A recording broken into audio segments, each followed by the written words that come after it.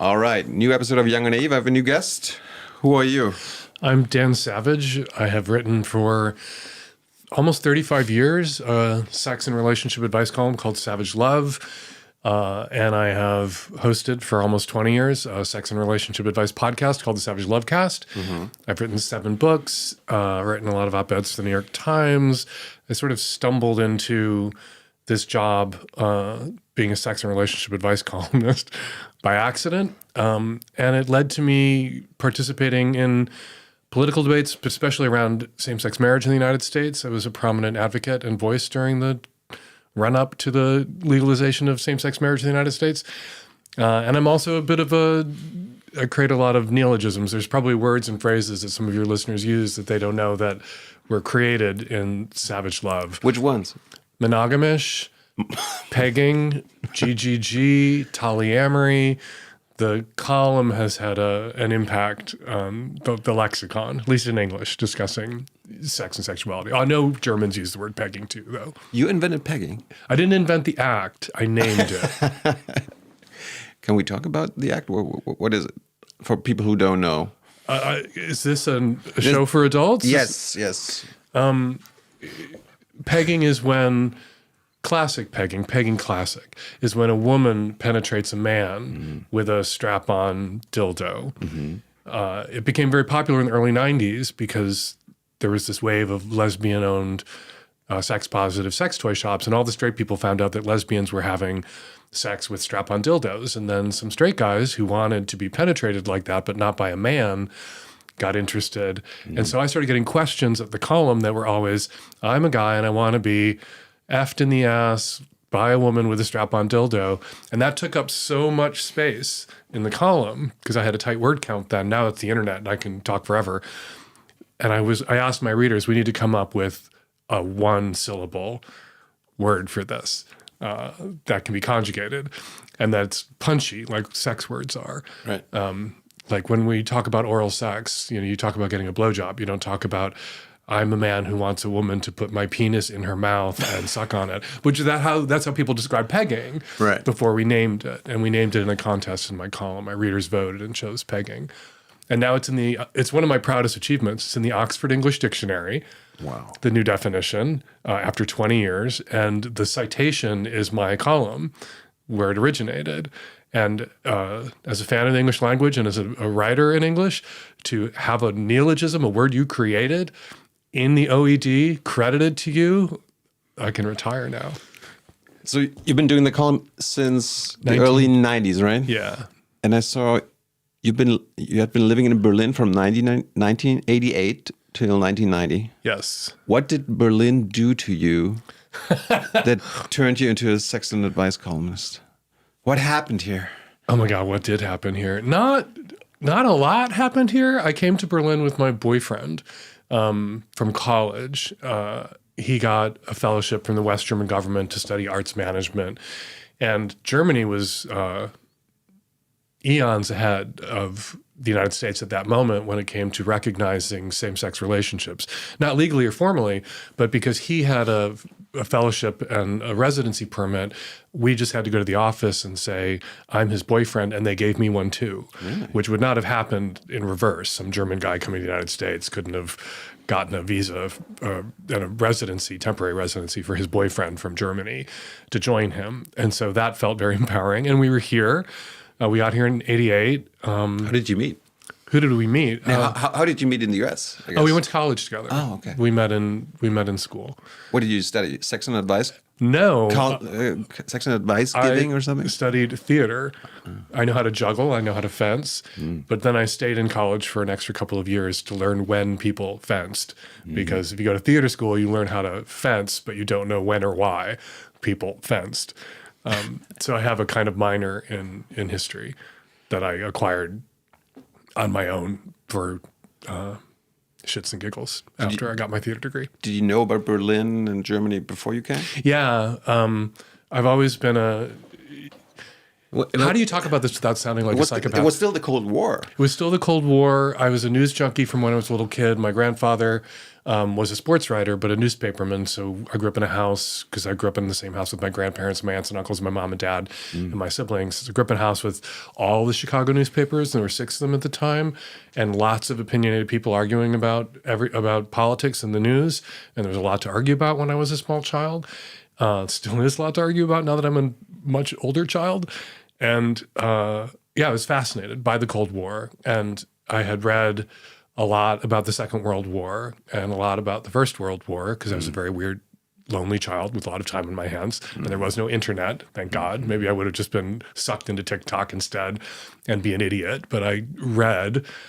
And to be here when essentially the Cold War ended, and it ended the way that it did, felt like it was amazing. I'm still mad at my boyfriend, because the night that the East German minister read the press release saying that East Germans could get passports now, and the journalists in the room kept saying, so the wall is down? And he was like, I guess so. And then everybody rushed to the wall on the east side.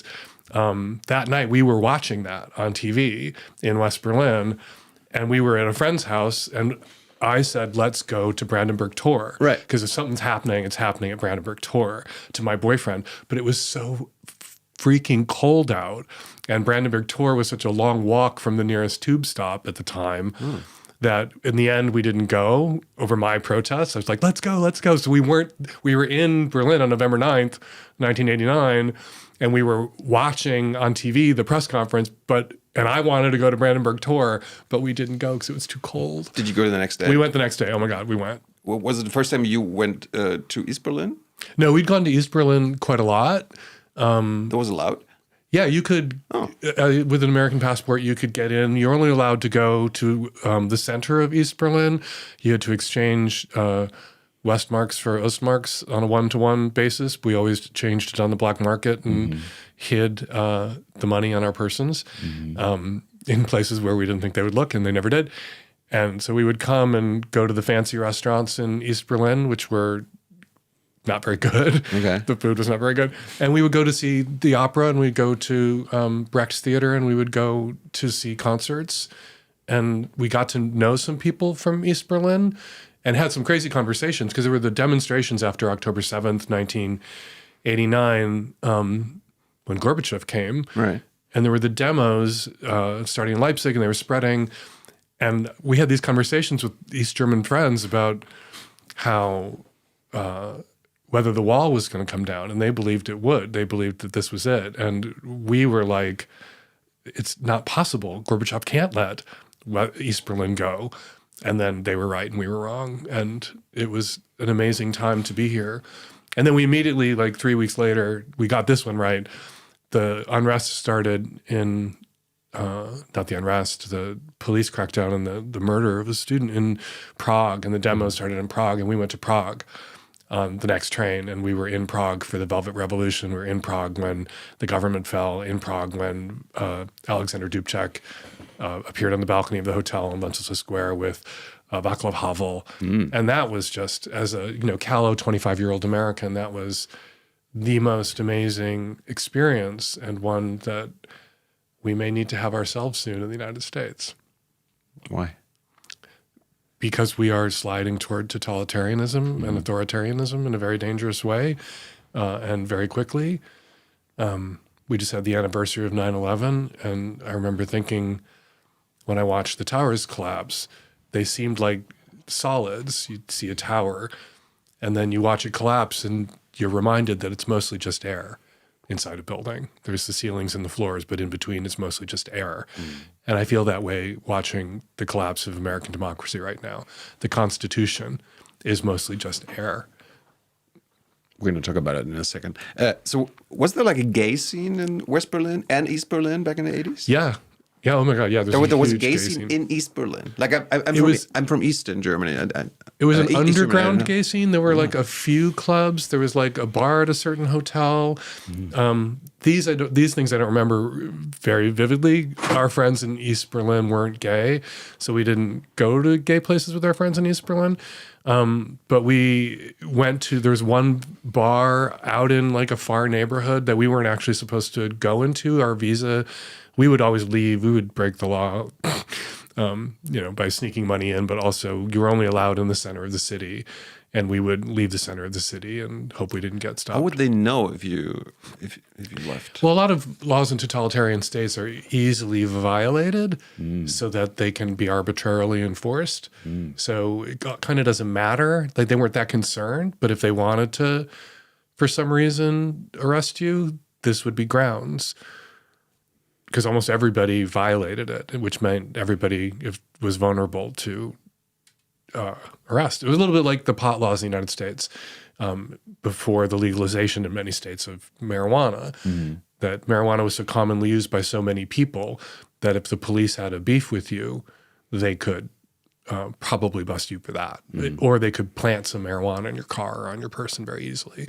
And it just allowed for the abuse of state authority. And I think those laws in those regulations in East Berlin about where tourists could go. So your boyfriend was studying in West Berlin, but you were just with him? I was just with him. What did you tell your parents? I'm going to go hang out. Well, they knew my boyfriend. Okay. And I just told them I'm going to go to Berlin and like live. Just change the world. Yeah, just go and experience it and knock around. I didn't know what I wanted to be when I grew up. I didn't know what I wanted to do. And well, you studied theater. So. I joined a theater company. Did you want to become an actor or something? Yeah, in West Berlin, I was in a production of Saint Joan by the Berlin Play Actors, which were the English language theater here in West Berlin at the time. And that was really amazing. And I went and took a lot of what I learned working with the Berlin Play Actors and started a theater in Seattle when I moved to Seattle. That was very much informed by my experience in Berlin. And I read you not only have Irish ancestors, but also German ancestors. Prussian ancestors. Prussian. That's how far back. Yeah. My great grandfather fled to the United States to escape being conscripted into the Prussian army. When was that? Like the 1860s, 1880s? I don't remember. We looked it all up once. And then my German grandfather ran a speakeasy and gambling hall during Prohibition in the United States. Wow. Yeah. So you said you came to be like a advice columnist by accident. Yeah. So your friends in like East Berlin, West Berlin, they never ask you for sex advice, relationship advice. How did you know that you're good at it? It kind of made sense when it all fell into my lap when it happened. I came out as gay. I'm an anomaly. Most people my age who are gay men of my generation, didn't come out in high school, didn't come out in college. Most came out after college. I came out in high school to some friends and then some other people, and then one of my brothers and one of my aunts, and then my mom. It was like early 80s or something? Yeah, very early. Yeah, 81. And the minute I came out, my straight friends started asking me for sex advice. Which is weird because I was no longer having straight sex. But what straight people... You're gay, so... Right. You must know better. I must know better. But what straight people, I think, intuit about gay people in our sex lives are three things I think are true. We have more of it, and we're better at it, which having more of it, of course, had consequences in the 80s for a lot of gay men. It's possible to have too much sex, as we learned. But we're better at it because we have to talk about it. And I think straight people with their gay friends, when their gay friends come out to them, they subconsciously have this realization where you've managed to talk about something, about being gay, that is so hard and difficult to talk about. And the stakes are so high, and it could be so consequential saying that out loud to your parents, especially in 1981. That if you can talk about that, I can talk about this with you. And you might have a perspective on even straight sex. I mean, and it makes sense when you think about it. Like, I'd had straight sex. I was raised by straight people. My siblings were straight. I pretended to be straight.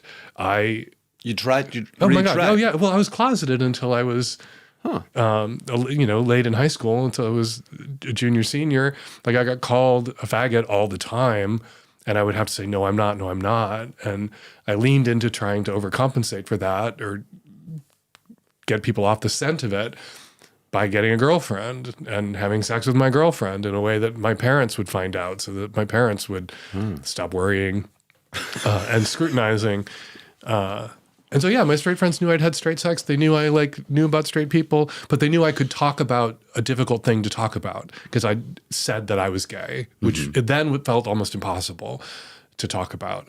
And so with me, they could talk about their difficult thing or the problem that they were having. And so when I started writing the column, I was like, oh, I've already been doing this. I started writing the column when I was 26. And I was like, I've already been doing this for a decade, answering straight people's sex questions. Because that's when Savage Love started, that was what made it unique. Less so now. There's more like gay people out there everywhere telling straight people what to do for good and ill, to our benefit and to our detriment. But then for there to be a sex advice column where a gay guy was explaining straight sex to straight people, explaining how to have sex to straight people, how to have a relationship to straight people. That kind of like broke some people's brains. Like, what do you know about being straight? And I would have to say everything. I know everything about being straight because I tried to be straight and I faked being straight. Find me the straight person who pretended to be gay until he was 18. That straight person doesn't exist. So I may know more about straight people because I've been a spy behind enemy lines studying you. Do straight people still ask like similar questions As now 34 years ago? compared like in the 90s, 80s? Or has that changed? No, there's been big changes. A lot of, when I started the column, it was really a lot of how-to sex advice, how to do a thing. Or someone would hear something and not know. Like where do I put it? Or Yeah, something? where do I put it? How do I do it? How do I do it safely, which was a huge concern in 1991 because of the HIV/AIDS epidemic, even among straight people who were much less risk, but there was a lot of concern and paranoia. Now, of course, every sex act has a wiki page, so you don't need somebody in the newspaper to explain to you exactly how to do something. You have instant access to all the information and YouTube tutorials you might need to do anything. So all the questions now are not, how do I do this? It's relationship conflicts. It's situational ethics. Those questions are a lot harder to answer. Who's the asshole? Who's the asshole, basically, over and over and over again. And those questions are hard. I miss the days when people would say, what's a butt plug?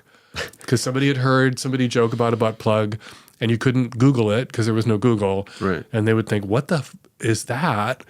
And what's it for? And is this something gay men need when they're incontinent after years of anal sex, which is not a thing?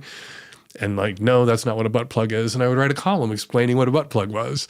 And now there's a wiki page for butt plugs. And so I don't need to explain butt plugs because people can instantly get the info if they hear the word. Are there still new toys being invented these days like, when it comes to butt plug and all this? Or are we saturated? Like there's nothing new anymore? Oh my God, there's kind of a sex toy arms race. Really? There's a new sex toy that a lot of people with tricked out sex rooms or playrooms or dungeons have. It's called a Serious Kit. It's basically a milking machine.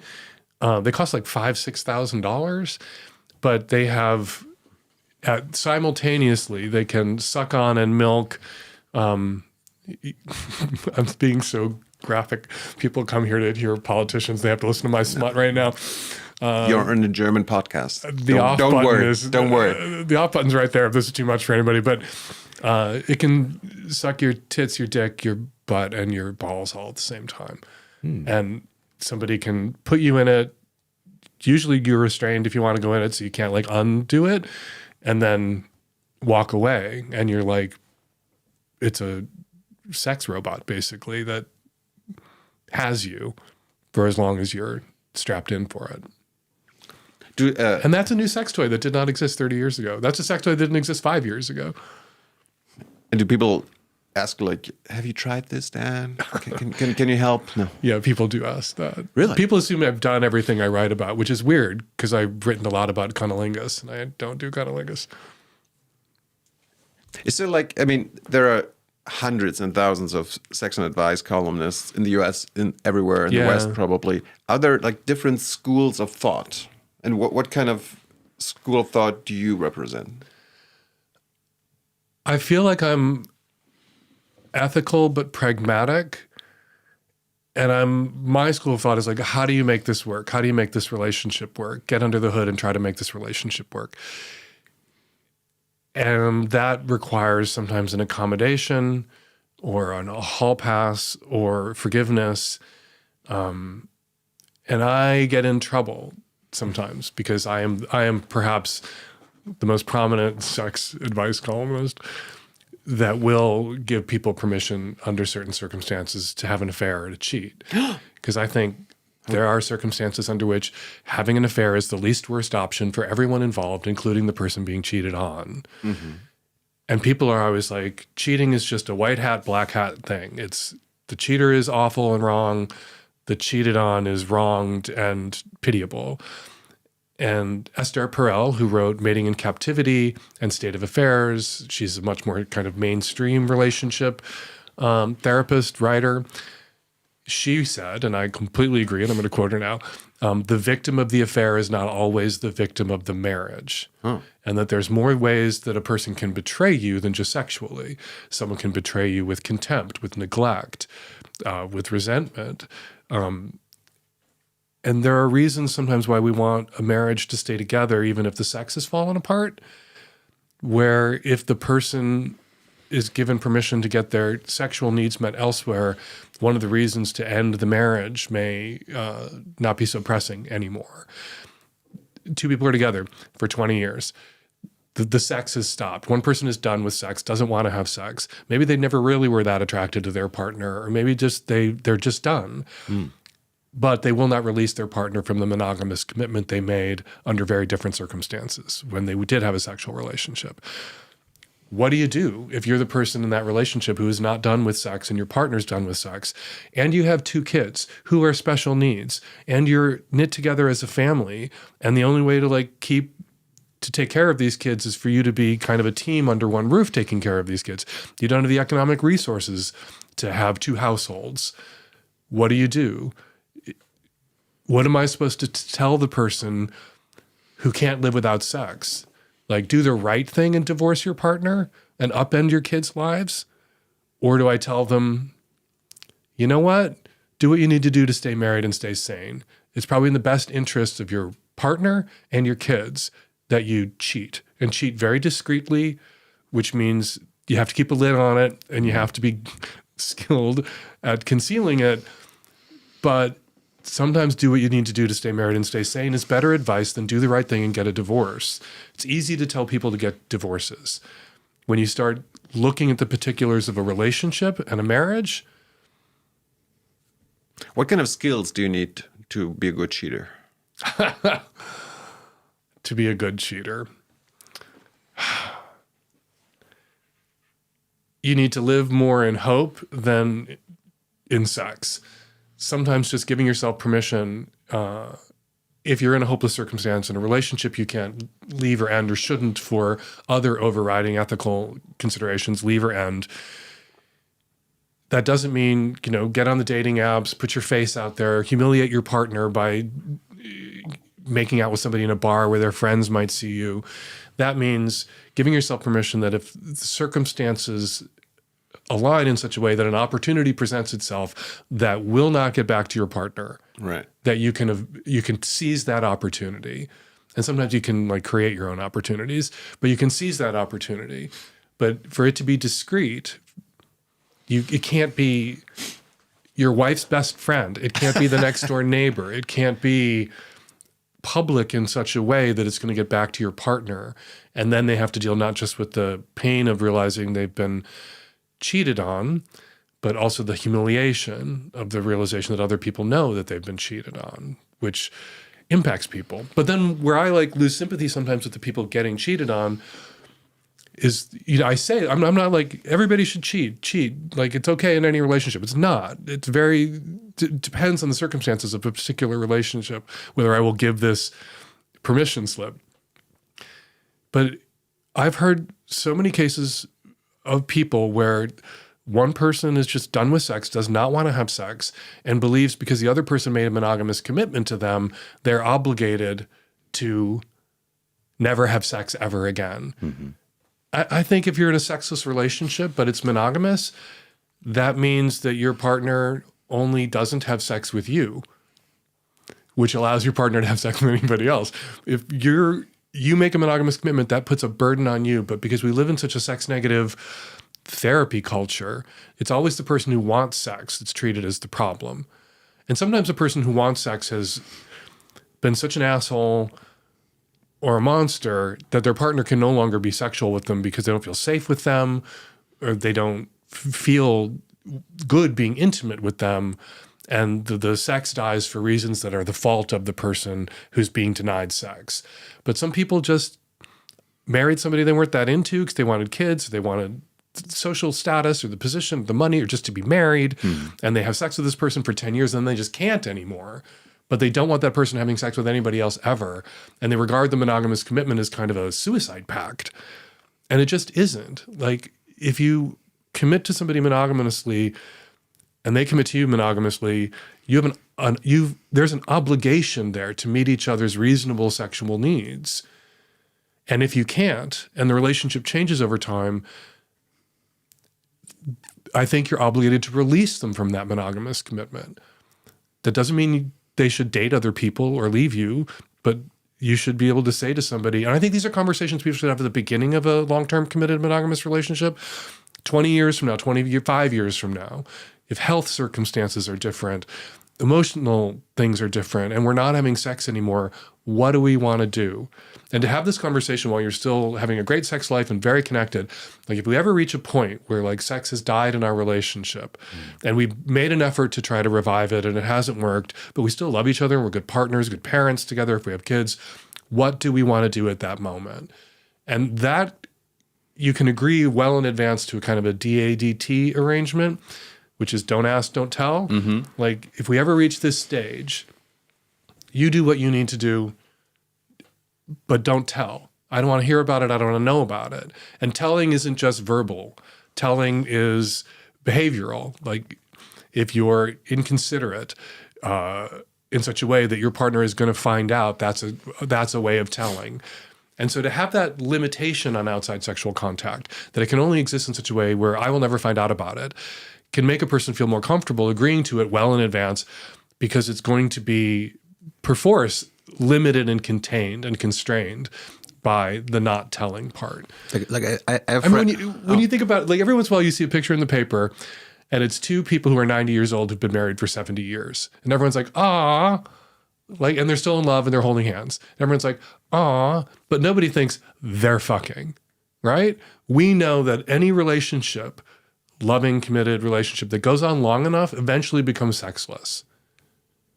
And then what is the fix if desire for sex is working to end a relationship, is destabilizing a relationship if one person still experiences desire? And how do we control for that in such a way that preserves the relationship? And is the relationship, its survival, more important than the survival of a monogamous commitment? My husband and I have been together 30 years. And you haven't been non-monogamous for... We've been non-monogamous for 26 of those 30 years. So we opened the relationship after 4 monogamous years. And 30 years we're still together. My husband has a boyfriend. I have a boyfriend. For many years, we just occasionally like had a boy together or had sex with somebody else together. Now we have relationships with other people. Now we're polyamorous. It was a journey. And not entirely a smooth one the whole time, but like here we are. And we're together 30 years, still happy, just celebrated our 30th anniversary. And I've had people tell me to my face that they couldn't do what Terry and I have done because they value commitment too highly. We've been together 30 years. No commitment there, I guess. No commitment there, right? We've worked through some of the most difficult things a couple could possibly work through, and we're still together. We're committed. And then the next thing out of that person's mouth, who said that the first time they said that to me, couldn't do what you and Terry do, value commitment too highly. The next thing out of the mouth is all 3 of my marriages were monogamous. So, okay, you're committed to monogamy, You're not committed to any of the people that you've made monogamous commitments to, because someone you've made a monogamous commitment to, when you're committed to that person, that committed relationship might survive the monogamous part of the commitment. Right? Right. And I think it should often survive the monogamous part of the commitment. Sometimes I think really good relationships, really good marriages, and really good families are broken up because two people can't imagine being in the relationship without it being sexually exclusive, even if that person doesn't want to fuck their partner anymore, which to me seems crazy. But where did this myth of monogamy come from? Is it like a result of thousands of years of sexual indoctrination? It's a result of the sexual enslavement of women for millennia, that then about 100 years ago, we decided that relationships between men and women should be more egalitarian. And rather than extending to women the same license and freedom that men had always enjoyed, to have concubines, to have mistresses, to have sex outside the relationship without being murdered, we imposed on men the same limitations, the monogamous expectation that women had always chafed under. So rather when... Who's we? The culture, the amorphous we, the collective we. Right. 100 years ago or so, in the 20th century, relationships in the West became more egalitarian. But we, rather than freeing women, we, in a sense, this is an exaggeration and a risible statement, but in a sense, we tried to impose on men the same kind of monogamous expectation. I want to call it slavery. We don't want to enslave men the way we enslave women, and just it hasn't worked. It's been a disaster. Didn't people know 100 years ago there would be a bad idea, that we should go the other way? Who came up with that idea? I don't know who quite came up with that idea, but it was a terrible idea. And now we know from having same-sex marriage legal for 30 years in some places, Denmark or Holland, where we can compare same-sex male marriages, same-sex female marriages, and opposite-sex marriages. And what the data is showing us is that male couples are the least likely to be monogamous. Heterosexual couples are more likely. Lesbian couples most likely to be monogamous. Most likely to divorce, lesbian couples. Less likely, straight couples. Least likely, gay couples. So non-monogamy, or some allowance for outside sexual contact, an accommodation, correlates with relationship strength, right? Which is the opposite of everyone's assumption. People are like, oh, if you have sex with other people, your relationship's going to fall apart, which there's a little confirmation bias at work there, because if you're straight, your friends who've had three-ways that didn't destroy their relationships probably didn't tell you about the three-ways they had. But if you have friends who had a three-way and it led up to the breakup of their relationship, you heard about that three-way. And so you think, oh, anytime a couple has a three-way, it's the end. They're going to destroy their relationship. But that's just because you haven't heard from all your friends who've had three-ways that were great, unless you're gay. Because gay people are, you can't say you're gay without being really honest about something really difficult. And once you've told your mom you put dicks in your mouth, telling your friends you're in an open relationship is not scary in comparison. A straight person never had to tell their parents something very scary about who they were sexually. And so they don't tell their friends the truth because they're afraid of being judged. When you've had to tell your parents you're gay, you are kind of immune to the fear of being judged for who you are sexually. Other myths still going on due to indoctrination of hundreds and thousands of years, besides monogamy? Besides monogamy, myths. Sexual that women aren't as sexual as men are. I don't think women are as sexual as men are. Testosterone is a hell of a drug, and men are testosterone-soaked dick monsters. And you only have to talk to a couple of trans men, a couple of people who transitioned from male to female, to hear about the difference of how sex feels different, is different, how dominant sexual fantasies and sexual ideation is once you're filled with testosterone. So men and women, I think, males and females, are different. You look at gay male culture compared to lesbian culture, even in places where everybody's free to do whatever they want. And gay male culture, like in San Francisco, looks and functions very differently from lesbian culture. Gay men's sex lives look very different than the lives of lesbians. Oh. Gay men have a lot more sex with a lot more people. And there are reasons for this. You know, straight people say to me, bathhouses, bars, anonymous sex, the bushes, tear garden, why are gay men like that? And the answer is not because they're gay men, it's that they're gay men. Mm-hmm. Straight men would do everything gay men do if straight men could, but straight men can't because women won't. Mm-hmm. Why won't women? Well, the potential consequences of a single-sex act fall more heavily onto a woman's shoulders. Sexually transmitted infections likely to pass from male to female. She's the one who might get pregnant and then have to deal with the repercussions and fallout of that. He can walk away. He's not going to get pregnant. And then there's male sexual violence that has to be factored in always.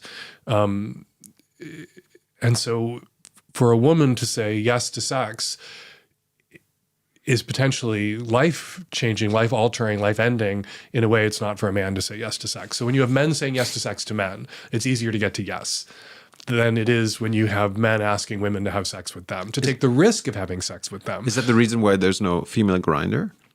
Yeah, there have been people who tried to launch straight grinder stuff, female grinders for lesbians, and they never quite take off. Tinder kind of became a straight grinder. There was a lot of hookup sex that was driven by Tinder, but nothing compared to the ways in which men who have sex with men, the opportunities. Not all men who have sex with men, not all gay men have a ton of sex, have a lot of anonymous sex.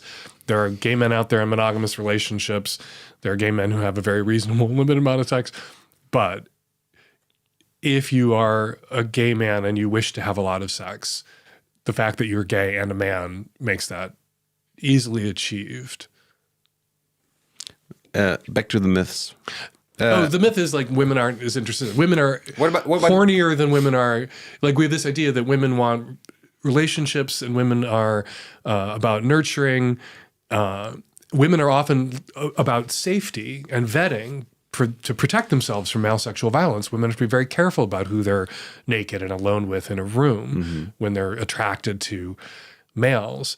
But women are a lot hornier than we want to admit. And there's one particular chunk of the data that points to this, which is women's desire for their male sexual partners in committed relationships falls off faster than the male's desire for his female partner in an exclusive sexual relationship.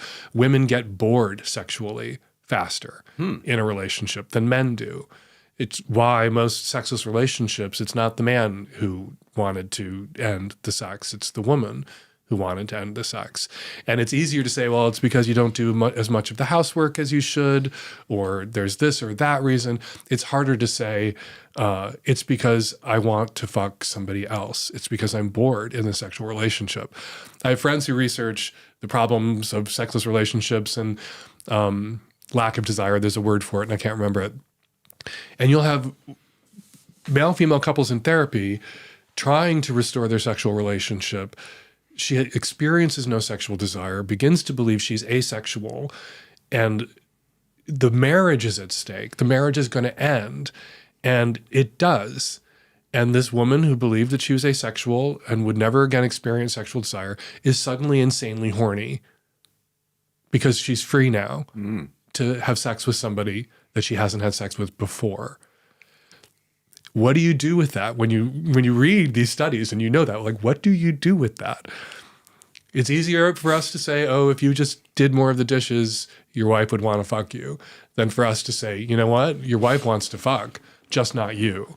And we try to contain sexual relationships and can in this box that we're constantly bursting out of. We have this idea that sex should be, could be, must be, can be put in this little box and contained, and it can't be. We all have desires, sexual interests that not one person in our lives can realize for us. And some people have low sexual drives and are satisfied in a relationship, but we wouldn't have made adultery a death penalty offense in several world religions and cultures thousands of years ago if we wouldn't have had to make it a death penalty offense if being monogamous came easily for our species. I was wondering if like the female orgasm, like that it doesn't exist. Has it ever been? Was it like a myth or something, or the myth that only men can have orgasms? Well, for a long time, yeah, that was a myth that only men could have orgasms. And then it was discovered by a woman or something. And then the myth was there was the mature orgasm, which was during penetration, during penis and vagina sex, and that was a real orgasm. And that women who couldn't have orgasms during just penetrative sex alone were somehow broken. A lot of people still believe this myth. 75% of women can't climax from penetrative sex alone. They need direct, focused, intense clitoral stimulation of the glands of the clitoris, which is not inside the vagina. And that is still a myth that I get letters about that every day. My boyfriend tells me that every girl he's ever been with could come from PIV, penis and vagina sex alone, and I can't, and he's telling me I'm broken. And the reality is that maybe it's true that every girl that he's been with told him they could come from PIV. Most of them probably weren't. Most of them were faking or lying to salve his ego or to avoid the conversation about what she actually needs in order to climax. What does like I don't know, have you seen the documentary Ascent of Man? It's like 50 years old or something. And I remember the scene where the host was explaining like what differentiates human beings from other animals is that human beings fuck face to face. What role does face to face fucking play? Well, it's good, I think, to be looking into the eyes sometimes of... Can be like a transcending experience. Oxytocin, in my oxytocin, I always mispronounce this word. The rush and release of the love hormone. I don't think we're a naturally monogamous species, but we are a pair bonding species. And face-to-face orgasms, sex, does solidify and contribute to pair bonding and plays a role. Okay. But a lot of people like it from behind too. A lot of people like it in hoods here in Berlin. A lot of people like sex in a lot of different ways. One last myth that you frequently talked about ever since I know you is the myth of the one. Is there like a similarity to like monotheistic religions? I mean, you come from a religious family and all this. You studied religion in a way. Like there's this one God that we imagine. Yeah, I've never heard anybody make that connection, but it could be true. And is that like, can it be related to the idea of the one partner, the one true love? One true love that you worship like a god. Exactly. Right? Your everything in the same way God is supposed to be, or you're told God is your everything. Yeah, but the one is, just like there is no one true God, there is no one true partner. And it destroys a lot of pretty good and decent relationships that people believe that there's the one out there. And the one is someone that your soulmates, it's easy, there's never conflict, there's nothing you need to work on or resolve, there's nothing you need to swallow. I always talk about the price of admission. There's things about your partner, if you want a long-term committed relationship to work, there's certain things you're going to have to put up with that no amount of arguing about is ever going to change. And that's the price of admission. If you can't pay that price of admission, don't be in that relationship. But the one is particularly, from my perch, because I get these letters all the time from people who describe what sound to me like wonderful relationships. And yet they have this doubt in the back of their minds that they need to get out of this relationship or end this relationship because they're not sure they're the one. And my advice is always, you make the one. You meet a 0.78. If you're lucky, you meet a 0.82. You round that motherfucker up to the one. And by treating somebody like the one, they become it. But the one isn't, there's 8 billion people on the planet. And like, it's not your job to like audition all 8 billion of them. Although there are certainly people who try. It's not your job to audition all 8 billion of them so that you can end up in the room with the person where you just kind of know that they're it, that they're the one. It's romantic horseshit that does damage. Just like telling people that if you're in love, you won't want to have sex with anybody else. Okay, we wouldn't need to make monogamous commitments if that were true. If we fell in love and didn't want to have sex with anybody else, you wouldn't have to swear not to have sex with somebody else. You wouldn't have to promise not to have sex with other people if there was actually no interest in sex with other people. Right. And so people will be in a relationship, people who believe in the one, that like fucks with people's heads. People will be in a relationship who believe this to be true, that if they're in love, they won't want to have sex with other people. And then they want to have sex with this barista, or there's this coworker that they have a crush on, and they'll convince themselves that the fact that they want to have sex with this other person means they're not in love with their partner anymore, or they never were. Because if they were, they wouldn't want to have sex with this other person. And what we need to understand, a monogamous commitment is a promise not to fuck other people. It's not a promise not to want to fuck other people. But people with very romantic ideas about sex and desire and human relationships have a hard time accepting that. Back to your, let's say, school of thought. Has that changed over the years? Has it progressed? Or because I can imagine, like, when you're in your 20s, maybe late 20s, you say, especially when you're a public person in a way, you say dumb things. I mean, I remember me saying dumb fucking things in my 20s about women, and I'm still ashamed of. Me too. How do you get over that? You grow, you learn. And how did you change? Why did you change?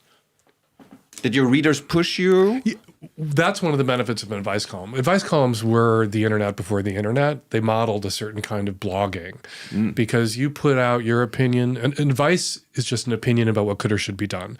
Anybody has a right to share their opinion with you if you've asked for it. Right. Sometimes people say, you have a theater degree, took history classes, you have no qualifications. I'm like, no, people ask me for my advice. Literally the only qualification you need. Advice, opinion about what could or should be done. You ask for my opinion, you can get it. But people write back who disagree with me and argue with me. And when you look at advice columns from 300 years ago, what you'll see, and 200 years ago and 100 years ago, is you'll see this back and forth between the author and the readers. And sometimes the readers will convince the author that they were wrong about something, and they'll walk it back. And then going forward, their advice on that topic will be different. I was started writing my column when I was 26 years old. Right. I didn't know anything. And but you pretended to. I pretended to know everything. I knew a lot at that point. Like, I'd lived in Berlin for 2 years. I knew a lot. But I didn't believe I wrote, sort of comically exaggerating, but like, I didn't believe male bisexuality existed. Really? Now I know it does. Now the studies like bear it out. I was sort of playfully goading. I mean, I knew there were men who identified as bisexual. I knew there were men who had sex with men and women. But God, this is hard to unpack, and it's boring to 99% of the world. But I'm really glad now that we have the word heteroromantic and homoromantic to qualify bisexual, because it was the experience of a lot of gay men and lesbians that the bisexual people that we dated or had sex with weren't interested in us romantically. But for us to say that, like, my experience of bi guys is they want to fuck me, but they don't want to date me. That was biphobic, because the idea was bisexuals are equally attracted to both men and women, or all points on the gender spectrum, romantically and sexually. At all times. At all times. It's a coin flip whether a bi person could end up with a same-sex or opposite-sex romantic partner. But if you were out there in the world as a gay person and you were dating bi guys and you wanted more from them than just dick, you rarely ever got it, because the overwhelming majority of bi guys are bisexual but heteroromantic, sexually attracted to men and women, or sexually attracted to all genders, but only romantically attracted to opposite-sex partners. And there's a lot of social pressure to choose an opposite-sex partner. That could be a factor too. There are more potential opposite-sex partners than same-sex partners, also a factor. But it was true. This thing, I now can acknowledge that, like, there's a lot more. Male bisexuality is real, and it's easier for me now to acknowledge that, because I'm not being told I'm crazy when I say that most male bisexuals want female partners, want to date women and have sex with men and women. And that's an authentic way that bisexuality in a male can present. But 30 years ago, when I just tried to describe it, I was told I was being biphobic because the line was bisexuals are equally attracted to both males and females, romantically and sexually, and it wasn't true. Do you actively search for blind spots in your thinking? Like everyone has blind spots when it comes to politics, so culture, many and all people this. are yelling at me all the time. I put up a column that gets 300 comments in a couple of days. My blind spots are, my nose is rubbed in my blind spots. I read all the comments, and you get angry mail. The trick is when you get a lot of comments and some of them are angry, that just because someone's angry doesn't mean they're wrong. And you kind of have to be very zen about reading angry letters and angry comments and look for the kernel of truth or the thing that they might be right about, even though there's like a lot of name calling before they get to it. And that's, I think, a superpower I have, because somebody can write me just a blisteringly angry message. And if they're right, I will tell them that they're right. I mean, nowadays, since you've been doing this for decades, you're kind of like an elder statesman. When we compare this to politics, like you're an elder statesman when it comes to sex and relationship advice. Has your approach changed because you know what role you play in the public, that you sometimes have to give advice and you know this could be kind of a burden because it's such an important answer maybe, or an important positioning? I can't think of it that way because then I can't write. When I started writing Savage Love, in addition to I'm going to be a gay guy telling straight people what to do, and I'm going to treat straight people with the kind of contempt that gay people have been treated by for so long by straight advice columnists. Like that was the animating joke of Savage Love, that I regarded straight sex and straight people as perverse and sick as a joke. But then that fell away really quickly. But I always said that the column was a conversation I was having in a bar with my friends about sex, about our sex lives. I can't, if I get it in my head that I'm Moses coming down off the mountains with the tablets, I can't write. It's not a conversation anymore. And it's always been a conversation and a dialogue. And that's one of the things about the genre of the advice column, is long before dialogue on the internet became like standard for media, the advice column all by itself alone in the newspaper was where dialogue happened between the author and the reader. Because letters to the editor were quarantined on the letters to the editor page, and the writers didn't respond to the letters to the editor. Often writers for newspapers didn't even see the letters to the editor that wound up on the editors in the editorial pages about their work. And you were sort of separated. But the advice column has always been a conversation. And that's how I think of it. That's the only way I can do it. It's like a conversation, and I don't have to get it right, because if I don't get it right, my readers will tell me I got it wrong, and then they'll get it right. And then I'll print what they had to say. I always tell people to read the comments at Savage Love. There's great advice in the comments at Savage Love. There's that thing about the internet, never read the comments. At savage.love, which is where my column and podcast live, always read the comments, because I have so many great commenters who are so wise, who can pick apart a problem just as well as I can, and sometimes get a better grip on what the actual issue was than I did. And that dialogue between my readers and me about the questions in the column or on the show, in the comment section on the website, is, I think, where the column and the podcast really sing. I mean, people have been following the news out of the U.S. when it comes to Colbert ending his show, Kimmel being canceled and then uncanceled. Have people tried to cancel you, your column, your podcast? Weirdly, was it like always conservative groups? Or? No, the first people who tried to cancel me was GLAAD, the Gay and Lesbian Alliance Against Defamation, as it was called then. They called my column an anti-gay hate crime. It was gay people who hated my column when it started, for reasons that I think have lessons in it for other parts of the LGBT community. When I started my column, Dear Abby was the salutation at the beginning of all the letters to Abigail Van Buren in her column. And I took Hey Faggot as the salutation in my column because it had that big flat Chicago A. Dear Abby, Hey Faggot. I kind of liked the rhythm of it. But it was 91, ACT UP Queer Nation, we're advocating reclaiming hate terms by using them ourselves. And we weren't making them not hate terms if we didn't then let straight people use them too. And that was the joke in my column, was letting a straight person call me a faggot. And sometimes somebody would say, hey, faggot, I love you, I love your column, da-da-da-da. Obviously, that person wasn't using faggot hatefully. Mm-hmm. And then some people would say, hey, faggot, you're disgusting and sick, and how dare you tell straight people what to do, and you should die of AIDS. And like that person was using faggot disparagingly. And it just showed intent made a word hateful, not the word itself. And so when the column started running in San Francisco, the local chapter of GLAAD tried to get the paper to end the column because I used faggot and it was a hate crime. I also wrote, I would get questions from straight people about gay sex and how it worked. Used to be cliche. Before everybody had access to porn, everybody could see everything that everybody else was doing.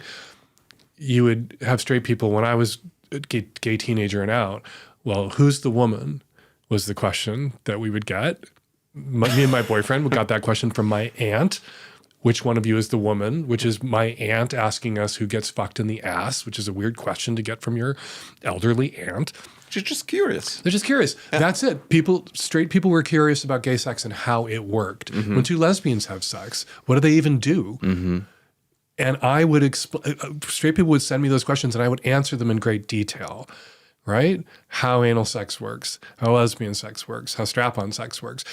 And a lot of gay people then took this position that when straight people said, well, what do you do in bed? We were supposed to be very huffy and say, we sleep and we read. Sometimes we watch TV. Once in a while we make love. What do you do in bed? And just refuse to answer the question.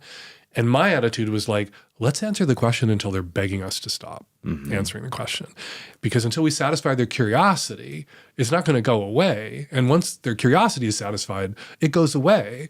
Now, it's really rare to talk to gay people who get the who's the woman question from relatives, because straight people have a much better understanding of gay sex, how it works, and that being penetrated doesn't magically make somebody into a woman, right? Straight men get penetrated. Like, people know more, and you don't get that question so much, in part because we answered it.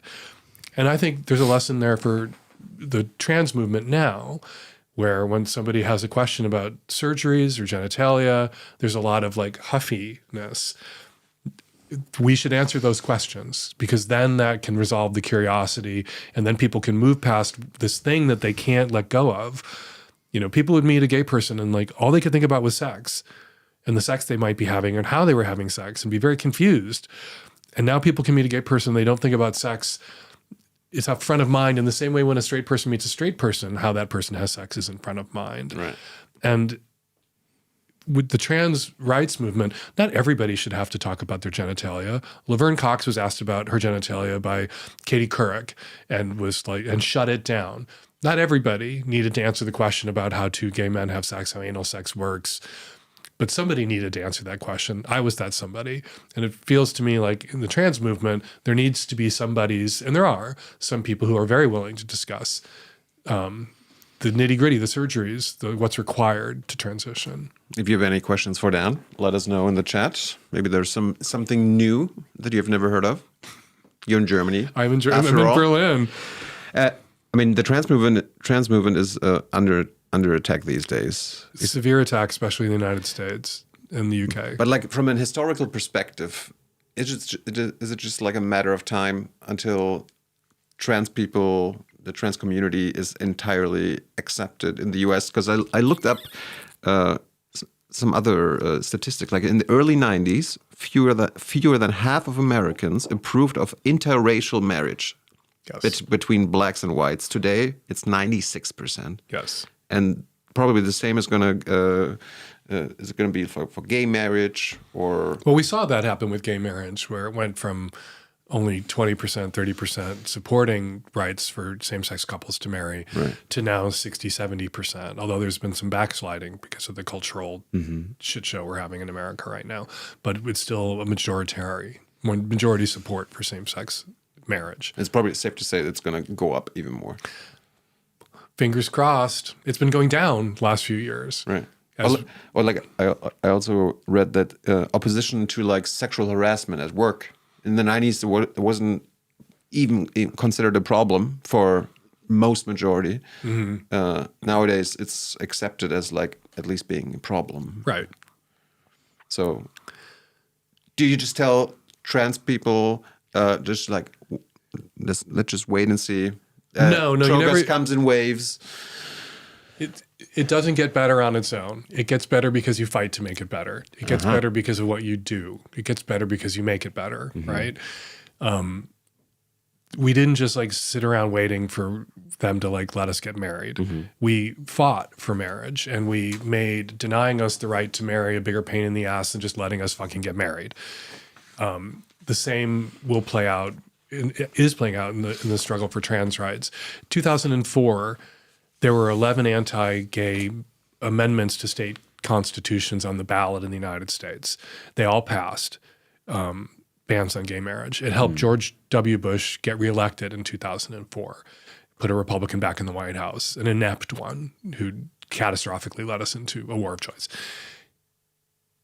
In 2004, if you had told me that night, I sat on the couch. I was a reporter running my paper at the time, was out all night reporting it at the parties, and then went home and sat on the couch with my son, who was only 2 or 3, no 5, and just sobbed because it just felt like we were never gonna, our relationship, we were allowed to adopt.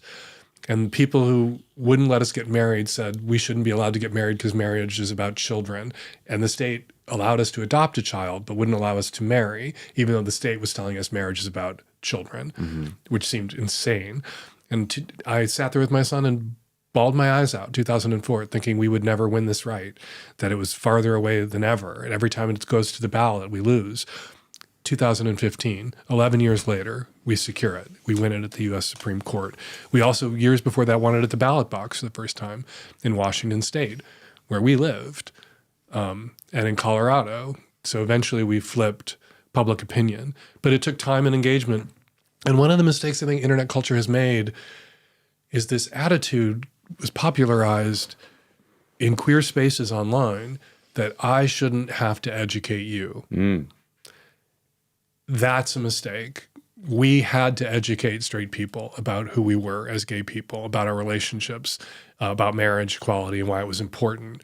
The straight people weren't just going to magically get educated somehow. We had to engage, which meant talking to people who thought we were sick and sinful and perverted, and conceding things. One of the mistakes I think the trans movement makes is we won't even have a conversation if you won't say trans women are women and trans men are men. We have to start there, and you have to say that. During the fight for marriage equality, we did not tell conservative evangelical Christians, we can't have this conversation until you tell me Jesus loves me and I'm going to heaven and that I can get married in your church, right? We said, you can still think we're going to hell. You can still not let us get married in your church. You don't have to come to the wedding. You don't have to change anything about your belief system to accommodate my civic equality. And that's something I think the trans movement needs to adopt. Like, you don't have to say trans women are women to believe that we should be entitled to the same rights, freedoms, protections as other citizens are. That's what gay people said about marriage. You can still think I'm going to hell.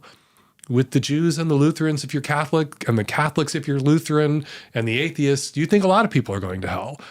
Why only me, because I'm going to hell, should be denied the right to marry? Like, it doesn't make any sense. And when you give people permission to like have their beliefs and support your civil equality too, they can do it. And I think a mistake the trans movement is making and has made is arguing with people about whether they believe that a trans woman is a woman and no different than a cis woman and is a biological woman. And then it derails any progress on securing rights when you get into that argument.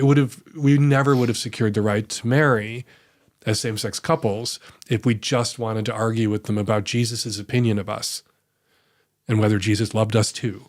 And we just said, you know what? We don't have to talk about that. That is irrelevant to this conversation. And the queer movement after the success of marriage equality rather than adopting the tactics that were successful in securing marriage equality.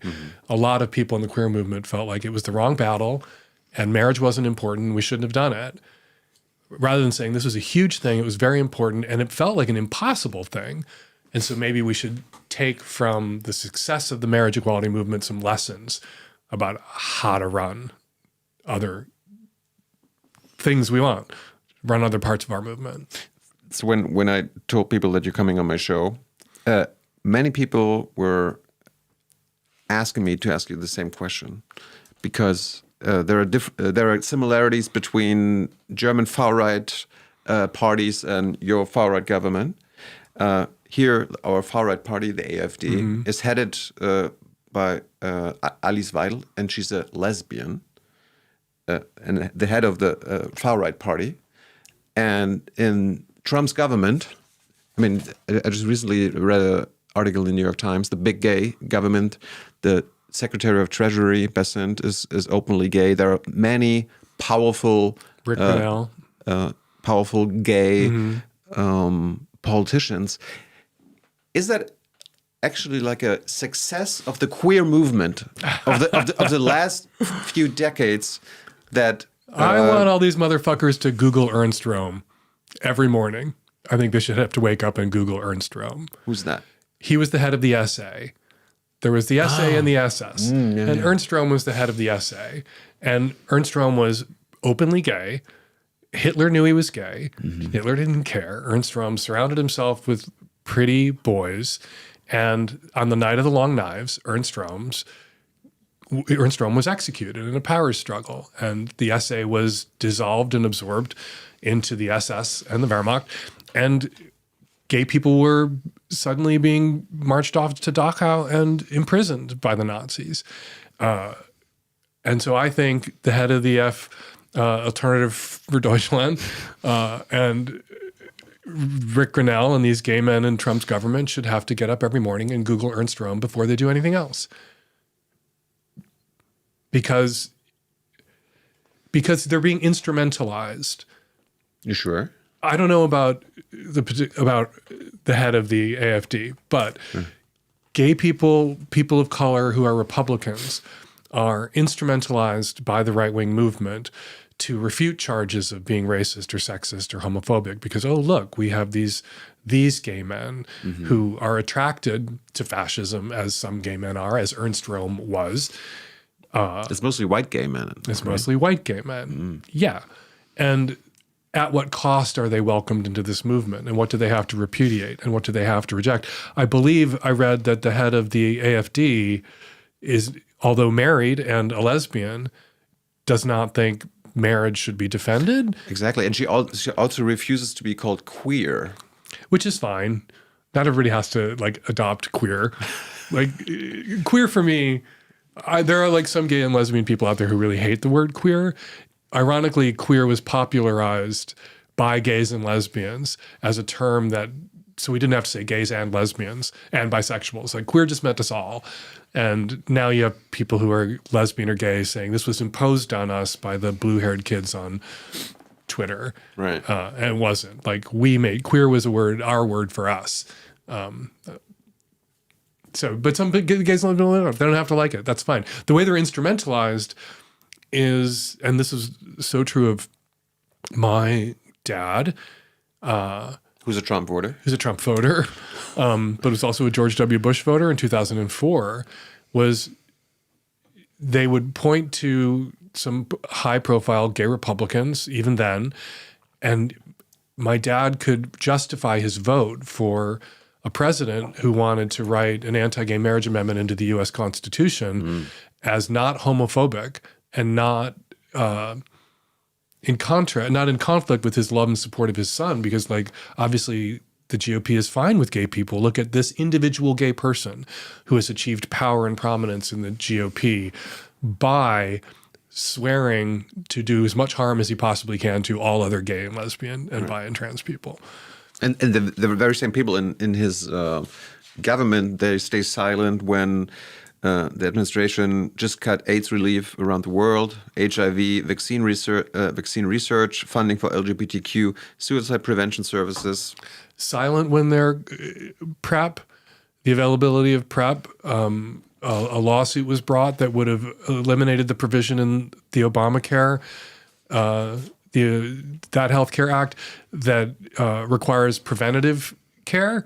And PrEP is one of the preventative medications that is required under Obamacare be made available for free through people's health insurance programs. And a lawsuit went all the way to the Supreme Court, and we thought we were going to lose it, but we won it by one vote that would have undone it. And it was brought by Republicans and Christians in Texas. And these high-profile gay men in the Trump administration, who are all on PrEP and whose sex partners are all on PrEP, had nothing to say about it. And I also read in this article that Washington, D.C. is the gayest city in the U.S. Yeah. Didn't know that.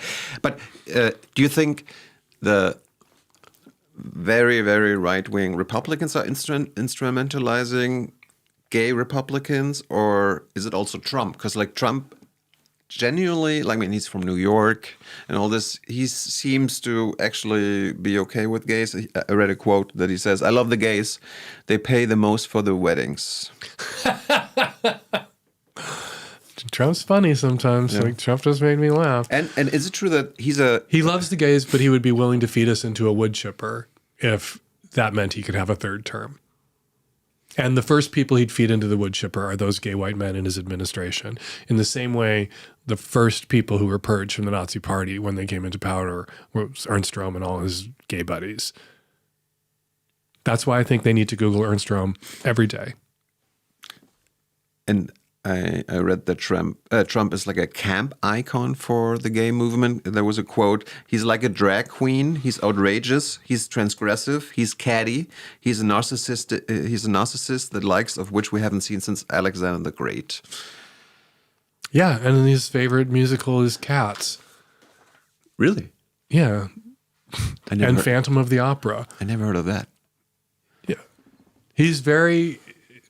That's one of the things that so breaks your brain when you try to think about Trump. There are all these soybean farmers in Iowa who are being ruined by his tariffs, who all voted for him, who identify with him, even though he's an effete, elitist, coastal, used to be liberal, used to be pro-choice, used to give money to Democrats, donated money, Trump did, to Kamala Harris and Joe Biden and Hillary Clinton when they were running for Senate.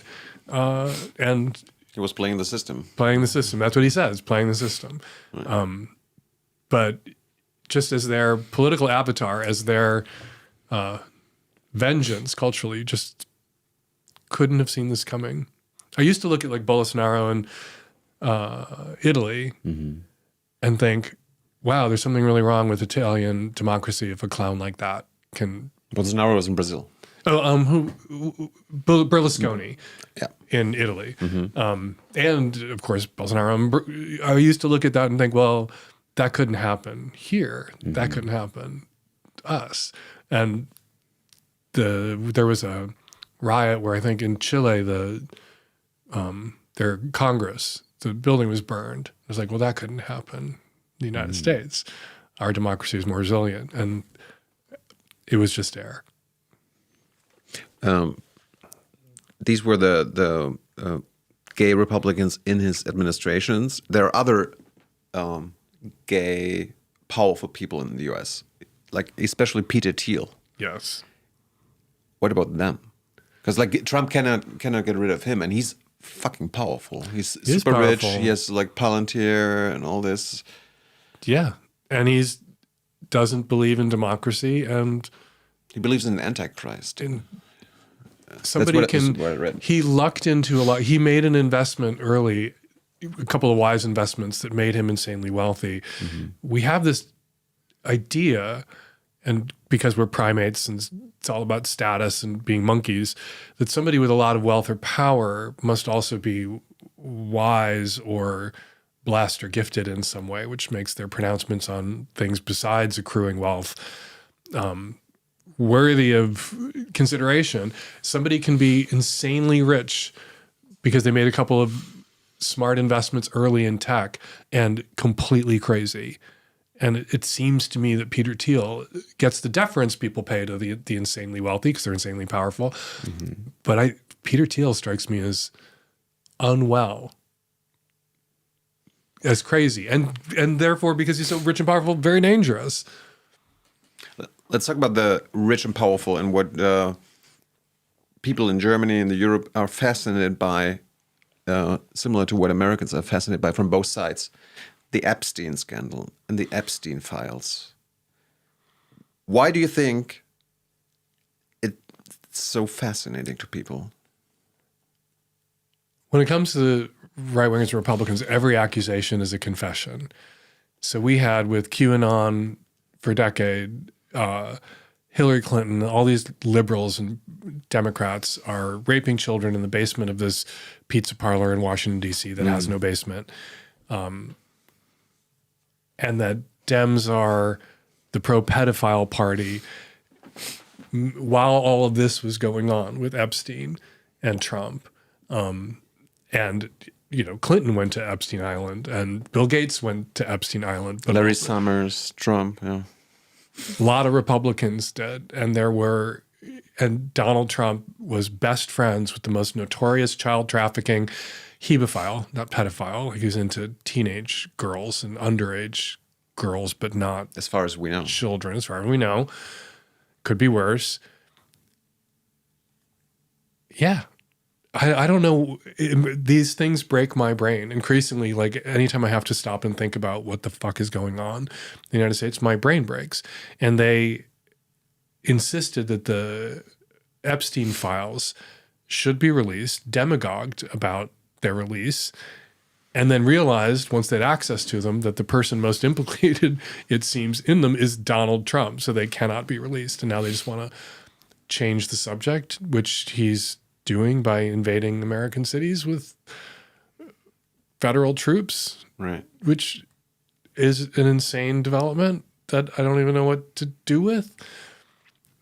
They seem to be wanting to provoke a kind of, they have their horse weasel now in Charlie Kirk, and they seem to be wanting to provoke a kind of Reichstag fire by provoking the residents of a blue city into a violent response to these masked thugs grabbing people off the streets, which is also something I never thought I'd see in the United States.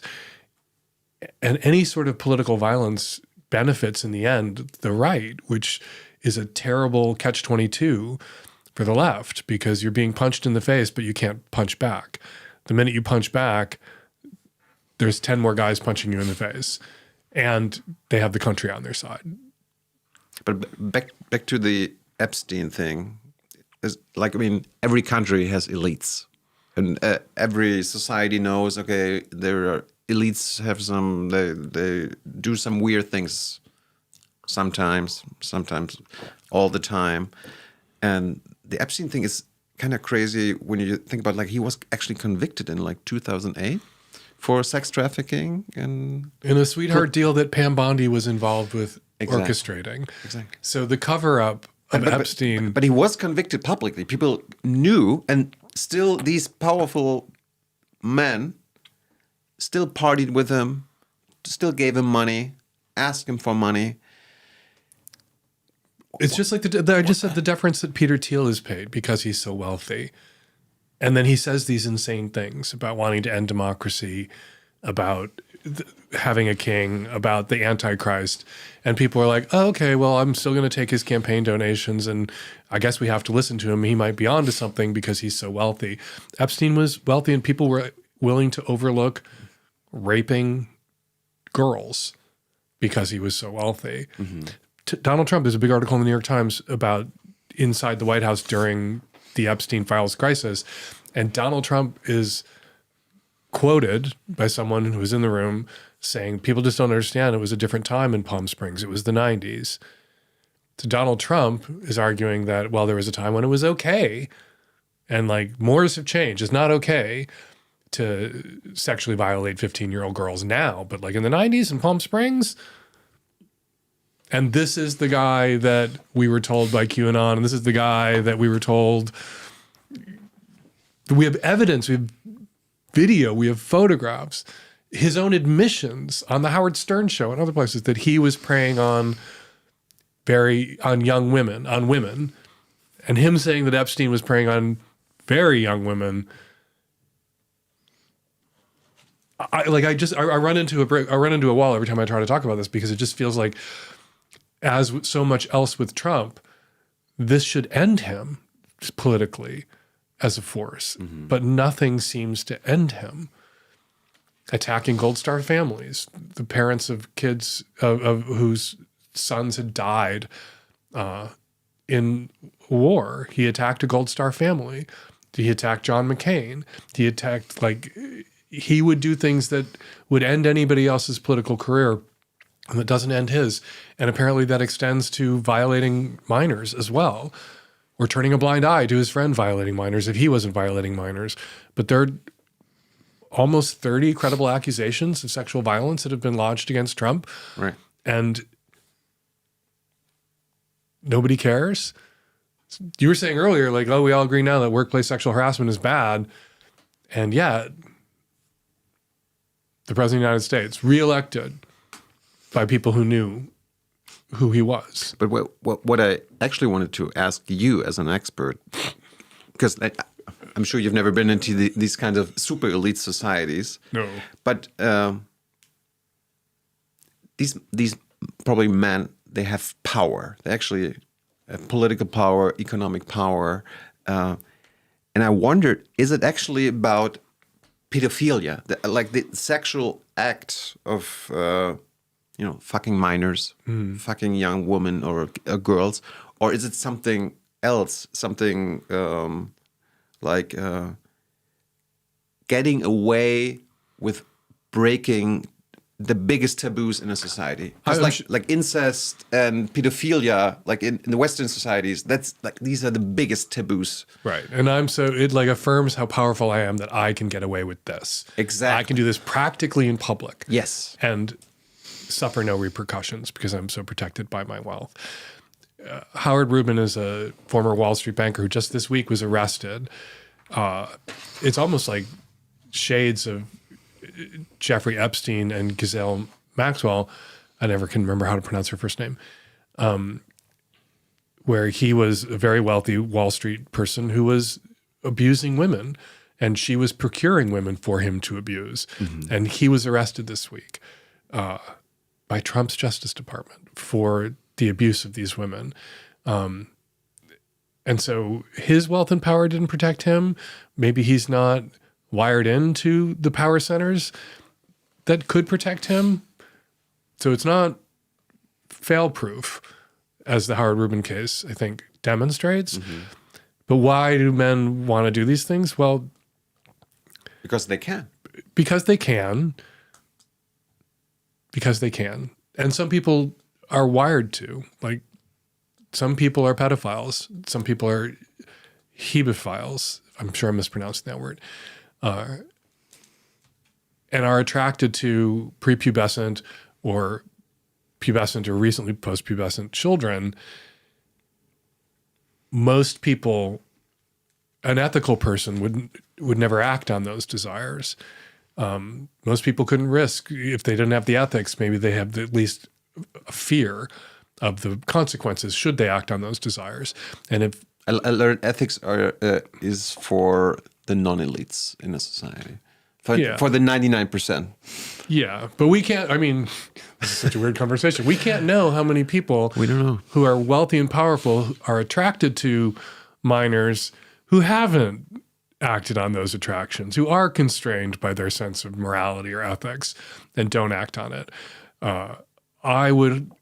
Maybe it makes me a little optimistic about human nature to hope that there are some people who have all the power in the world and don't abuse it and don't allow themselves to be Caligula. I ask myself, is having power a sexual force? Oh, yeah, absolutely. Everything in the world is about sex except sex. Sex is about power, which is attributed to Oscar Wilde. I don't know if it's true. Nobody knows for sure if he said it, but if he didn't say it, he should have. It's absolutely true. Henry Kissinger, power is the ultimate aphrodisiac. Power is we're primates. We're status-obsessed monkeys, and figuring out where we land in hierarchies is like a lot of what our brains are doing, like just beneath our conscious thoughts at all times. We're assessing like how powerful a person is versus how powerful we are. And there is an erotic element to that that's undeniable. People are attracted to power, which can be dangerous. You look at the Armie Hammer case where he stood accused. He's out now about being kinky and into S&M, and he obtained from women what he could tell himself was consent to the things that they were doing. And what they were consenting to was being close to power and wealth, that they were attracted to the power and wealth and willing to put up with the other things that he wanted to do. So for that proximity, they consented to things that if he weren't wealthy and powerful, he wouldn't have consented to. But power has that ability. Somebody having more power than you or more wealth than you, greater status than you, it can suck you in, and you can wind up being so attracted to the combo of the person that is, but also the power that they have, that you are swept along into acts or experiences that if it was the janitor, if it was somebody who had your shitty job, you wouldn't have been attracted to. Also, like here we are in Berlin, like which is kind of the kink capital of Europe. There are secret societies as well, I can tell you that. And we hear what we see often, which I think is just really telling. Because on the left, there shouldn't be any power imbalances in relationships. If there's a power imbalance in a relationship, like the chance of it being exploitative is so great that there should never be any significant power imbalance in a relationship, which is just so unrealistic because there's always power imbalances in a relationship. Okay, this person is older and has more money. Okay, this person is younger and is really hot. Youth and beauty itself is a kind of power, and it confers a kind of status. Like, how do you control for that? Like, if somebody who's the CEO of a corporation wants a blowjob, he can only get a blowjob from somebody else who's also the CEO of a corporation so that they have equal power. It doesn't work that way. And the real tell, and I think the kink scene in Berlin and other cities is a good example of this, is we are so attracted to power and so aroused by power imbalances that in the absence of them, we will make them up. Yeah. Which is what kink and S&M is about. It's like two people who probably have equal power, pretending that they don't, and making up a power imbalance that is as real as they believe it to be. But like, one more question, because like, I also thought about this example of a CEO. Like, he's super rich, he can buy any kind of, let's call it sex he wants, but still, like, you don't even have to look into the Epstein scandal, like the P. Diddy scandal. Like, it came out like he had like CEOs at his weird gatherings and parties. So freak offs. So these CEOs, these rich people by birth, powerful politicians, they actually seem to seek out those dangerous. I mean, in the end, it cannot all come out, and it does come out at some point. Why do they seek this danger if they can? Why did Clinton get a blowjob from Monica Lewinsky right off the Oval Office? People looked at that and said, that was so risky. Why would anyone do that? Because it was so risky. Risk, adrenaline, cortisone, arousal. Risk is arousing. When you think about how humans evolved over millions of years, we were prey and we were constantly at risk. And our lives now are, often, if you're depending on where you are and how lucky you are, there's not risk and as much risk. And then we will exaggerate things that aren't actually risky and experience them as risky, or we'll go out and create risk for ourselves because there's some part of our psyche that needs it. Like if you're so rich and so powerful, you basically can live a risk-free life. So you seek out these. Aren't all of us sometimes attracted to our own destruction. That feeling you sometimes get when you're in a very tall building and you're standing on the balcony and you just think for a second, I could hurl myself off this balcony. I could end myself. I could destroy myself. Right. There's some part of, for many people, not all, and I don't think all rich and powerful people engage in sex acts or abuses of their power. But there is something about. I mean, you said yourself, kinks are basically, we like what we fear. We're eroticized fears. Eroticized fears. So maybe powerful people fear being caught, but they fear being destroyed. They feel fear falling from that. They feel fear falling from that balcony, right? They're very high, and you would think one misstep, like getting on Jeffrey Epstein's plane, would ruin you, but obviously not. Not yet. Not yet. And so you get away with what you can get away with, and you keep doing it, or perhaps upping the ante. Some people are sensation seeking, and why do people jump out of airplanes, right? And maybe for some people, jumping out of an airplane it's not erotic. Greatest feeling in the world. Have you done it? Yes. Oh my God, I have not done it. I would not do it. I would be sure my parachute would not open. There's a great spot here close to Berlin if you no, like. thank you. No. But for some people, maybe the jumping out of the airplane, their sex life becomes the jumping out of the airplane that they seek. There's a lot of things that like people do and everyone's fine with it. But the minute somebody is sexually aroused by it, we want to pathologize it because we have a problem with sex. Now, if somebody's doing something illegal or unethical or that harms another person, that should, of course, be stigmatized, prosecuted. But you think about people like going to escape rooms. This is the thing now. You go to an escape room, you get locked in, you have to figure out how to like free yourself. And everyone's like, oh, that's just fine. That's recreation. That's people having an adventure.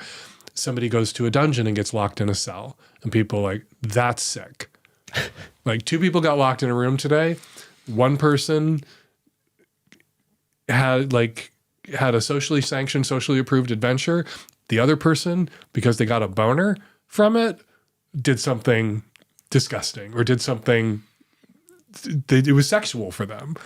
And there's a great book called Hurt So Good, The Meaning and Science of Pain on Purpose by Lee Cohort that explores this desire of humans to hurt themselves and the distinction we make as humans between people who hurt themselves or scare themselves and the distinction we make, the line we draw between it's okay if there's no erotic component and it's perversion if there is an erotic component.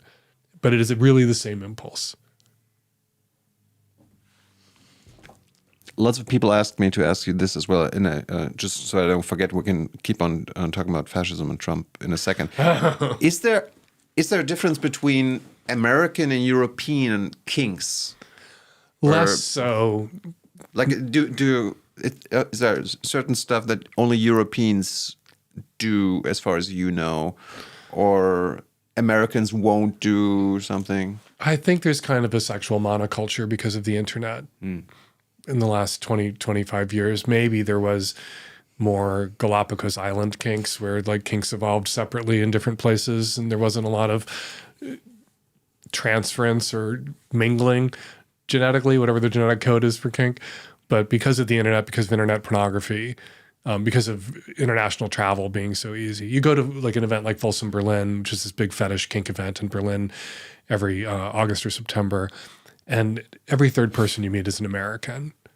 Same with like just what I heard. Like many never been, just heard. No, I just read things. I just jump out of planes and I don't get a boner, so I'm not a pervert. Exactly. But I've heard about perverts who jump out of planes and get boners. But seemingly nowadays, tourists come to Berlin and they go to Kit Kat as if it's like the most normal thing in the world. And Kit Kat is like one of the craziest sex clubs on earth in the world. And I'm a proponent of that being normalized. And it makes me happy that it's cool to go there. There is a tension there though, because normalizing kink can rob it of its transgressive power. There are right-wingers out there who are working to re-stigmatize kink. And I think, okay, good, because that reinvests it with its transgressive power. So this impulse on the left is like, let's normalize it. But you can normalize it to the point of banality, where Kit Kat becomes a place tourists go, right? You can stigmatize it to a place where people are killing themselves because they have kinks and they feel like they can't function in the world or they would never be accepted. Don't want to go that far either. But a little stigma, a little shame is actually the animating force. It's the nuclear fission that actually makes kink arousing and exciting, is that it is transgressive. So if you normalize a transgression away, you ruin kink.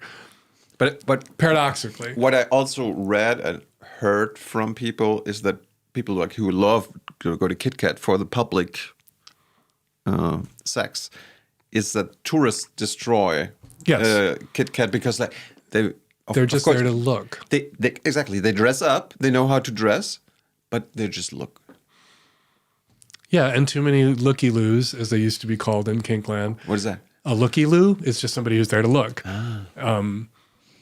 Can ruin that space. I remember when going to a leather bar was so stigmatized in the gay community that the only people you'd find in the leather bar were the guys who had to go to the leather bar. So you knew the guys in there were going to be into leather and probably into other knock-on kinks associated with being into leather. Now it's not stigmatized at all. So you go to the leather bar, and if you're there to actually meet other people who are kinky, if you're looking for somebody to play with or date as a kinky person, you can't know that the guys that you're meeting in the leather bar, you're not starting with that same baseline. It's just like when there's a lot of straight people in a gay bar and you're like, oh, there's this cute guy. And then you find out he's there with his girlfriend. And then there's this other cute guy. Oh, he's there with his girlfriend too. And that can be very frustrating because you want to go to the gay bar and at least have sorted for it. Like, everybody's here is gay. I've got a shot with everybody. And it used to be that way in Kinkland too. But now you have people, I call them harnies, people who bought the harness today to wear to the fetish event. It's their brand new harness. And they're just the harney at the fetish event. Can we? There's more things I wanted to say about kink being an eroticized fear. And you can see this, I think, with women and with gay men very easily. Gay male erotic archetypes, Marines, cops, truckers, firemen, motorcycle guys, which is where like the leather thing comes from, homophobes, people who probably want to kill you before they'd want to kiss you. Why are those our erotic archetypes? Why are we attracted to these fearsome figures in our lives? Why do we want to have sex with them? Not all of us, but a lot of us. It's because there's some part of our erotic imagination that sits with the thing we're afraid of. And in a certain number of people, I think a high percentage of people, there's just this transubstantiation that can occur where that becomes an erotic fixation. Women often have what we now used to call rape fantasies, we now call ravishment fantasies instead, where they inspire in a man such overwhelming desire that he takes her without getting her consent. But in the fantasy, it's always someone you want to be ravished by, not somebody you don't want to be ravished by. Why do women have rape fantasies? Women sit every day with the fear of sexual violence and live with it every day. And there's some part about thinking about the worst thing that could happen to you, and you want to inhabit it in play, in a safe and controlled way. So much of childhood play is about power and powerlessness when kids play cops and robbers or Indians and cowboys or whatever. And that like plays out in the lives and minds of adults.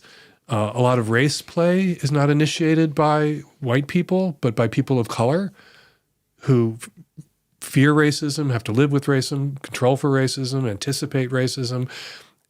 And then in an erotic context, for some, not all, there is this desire to experience it in a consensual, controlled way that you were in charge of. You know, I always get people condemning race play, which is the use of racial epithets during sex and the invocation of racist stereotypes. And people will condemn it. And in those condemnations, it's always the assumption that it's the white person whose idea this was. The letters I get often when it comes up in my column are from a white person who's been asked by a person of color to engage in race play. And they, the white person, are not comfortable doing it, don't want to say these things, don't want to invoke or inhabit these racist stereotypes, even though it would please their partner as a person of color. It's always the sub. Like a lot of people who are into Nazi fetishism are themselves Jewish. What do you do with it? What does that mean? How is that not like a fear eroticized? Like it seems so obvious to me that kinks are almost always eroticized fears.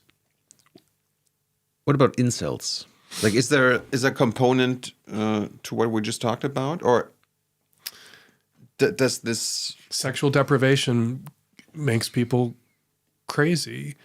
And you once called them socially disabled. Yes. Why? There's a movie called The Hours starring Helen Hunt. She won an Oscar playing a hooker who has sessions with a profoundly physically disabled man, and she's the hero, right?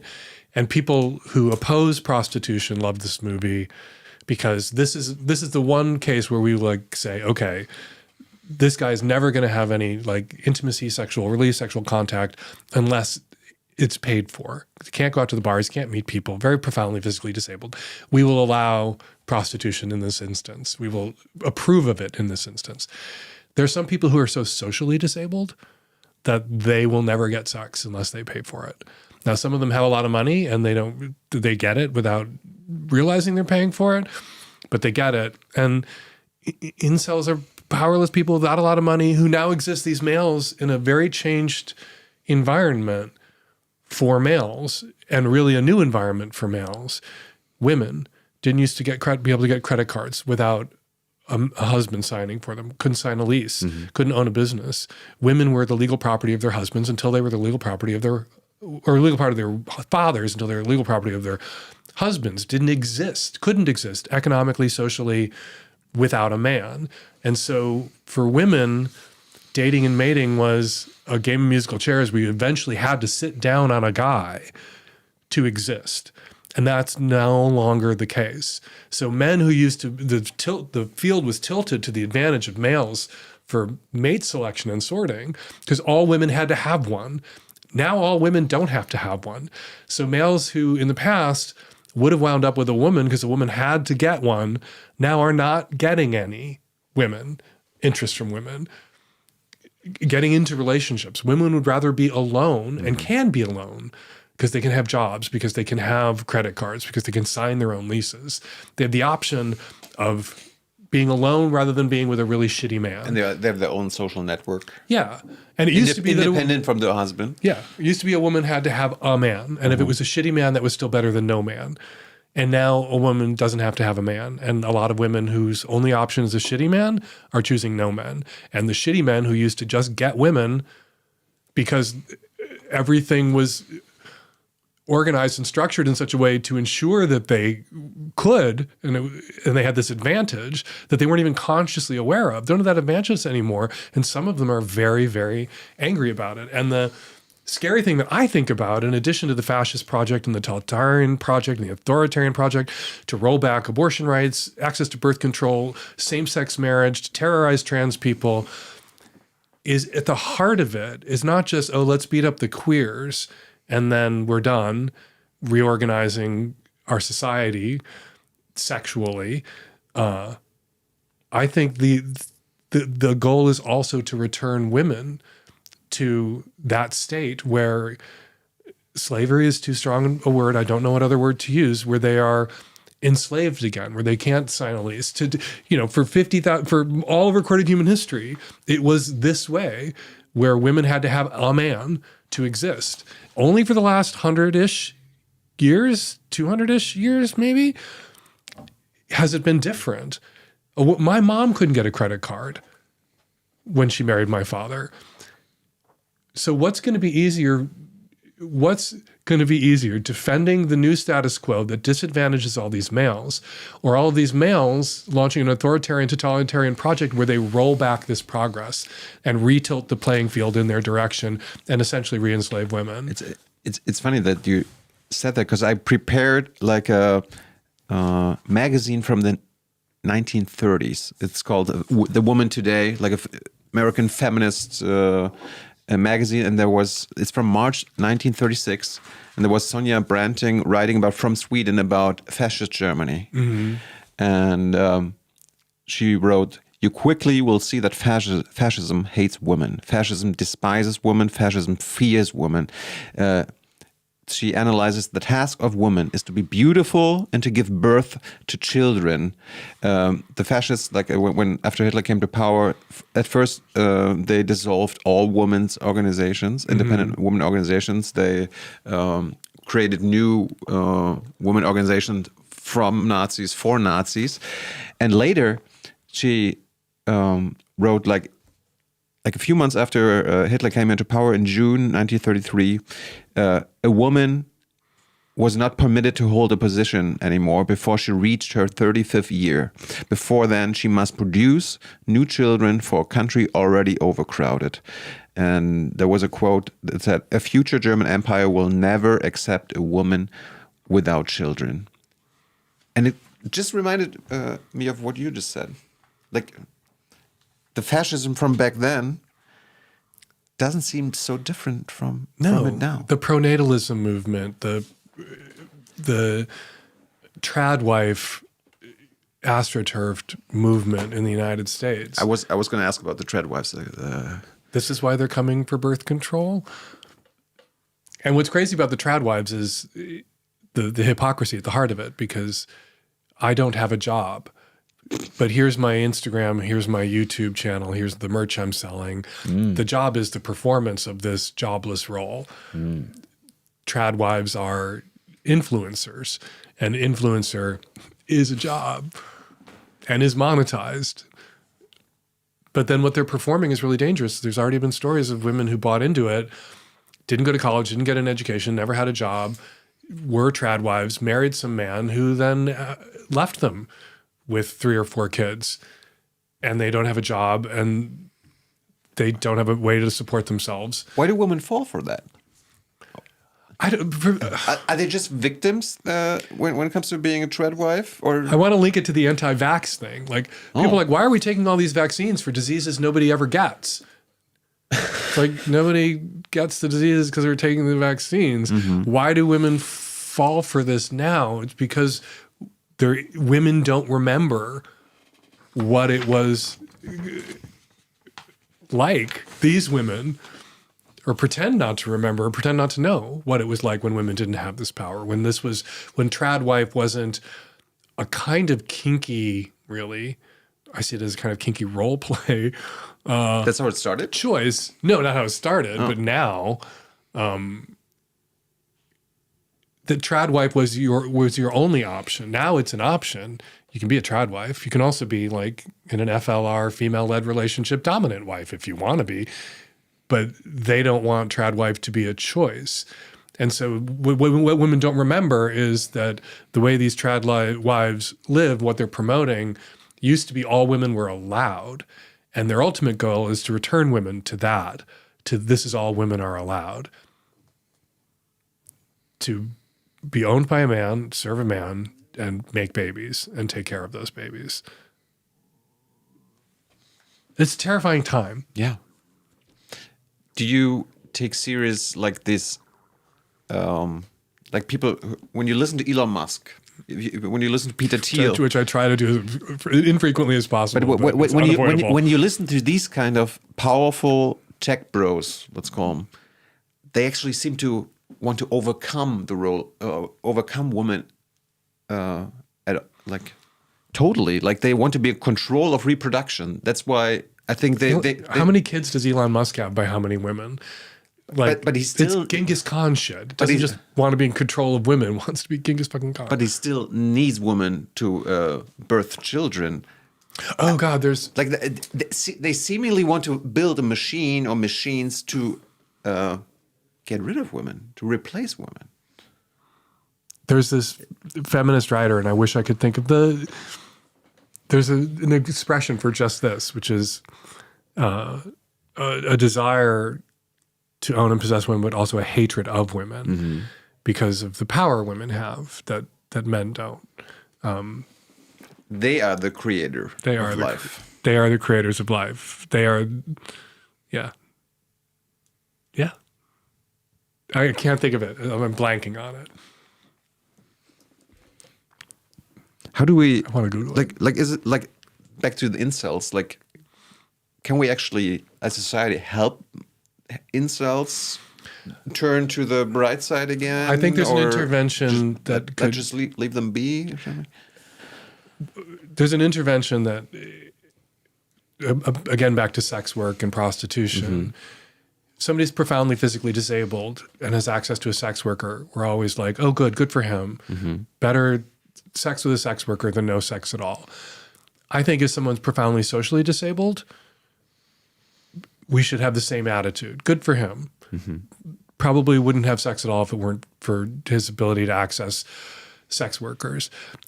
Once somebody is a red-pilled incel who's stewed on 4chan forums and is violent and psychotic, I don't think at that point, just like making sex work, destigmatizing sex work, or throwing a sex worker at that person is going to help. But there's, I think, a cultural intervention that could reach people earlier on that assembly line before they reach that 4chan point.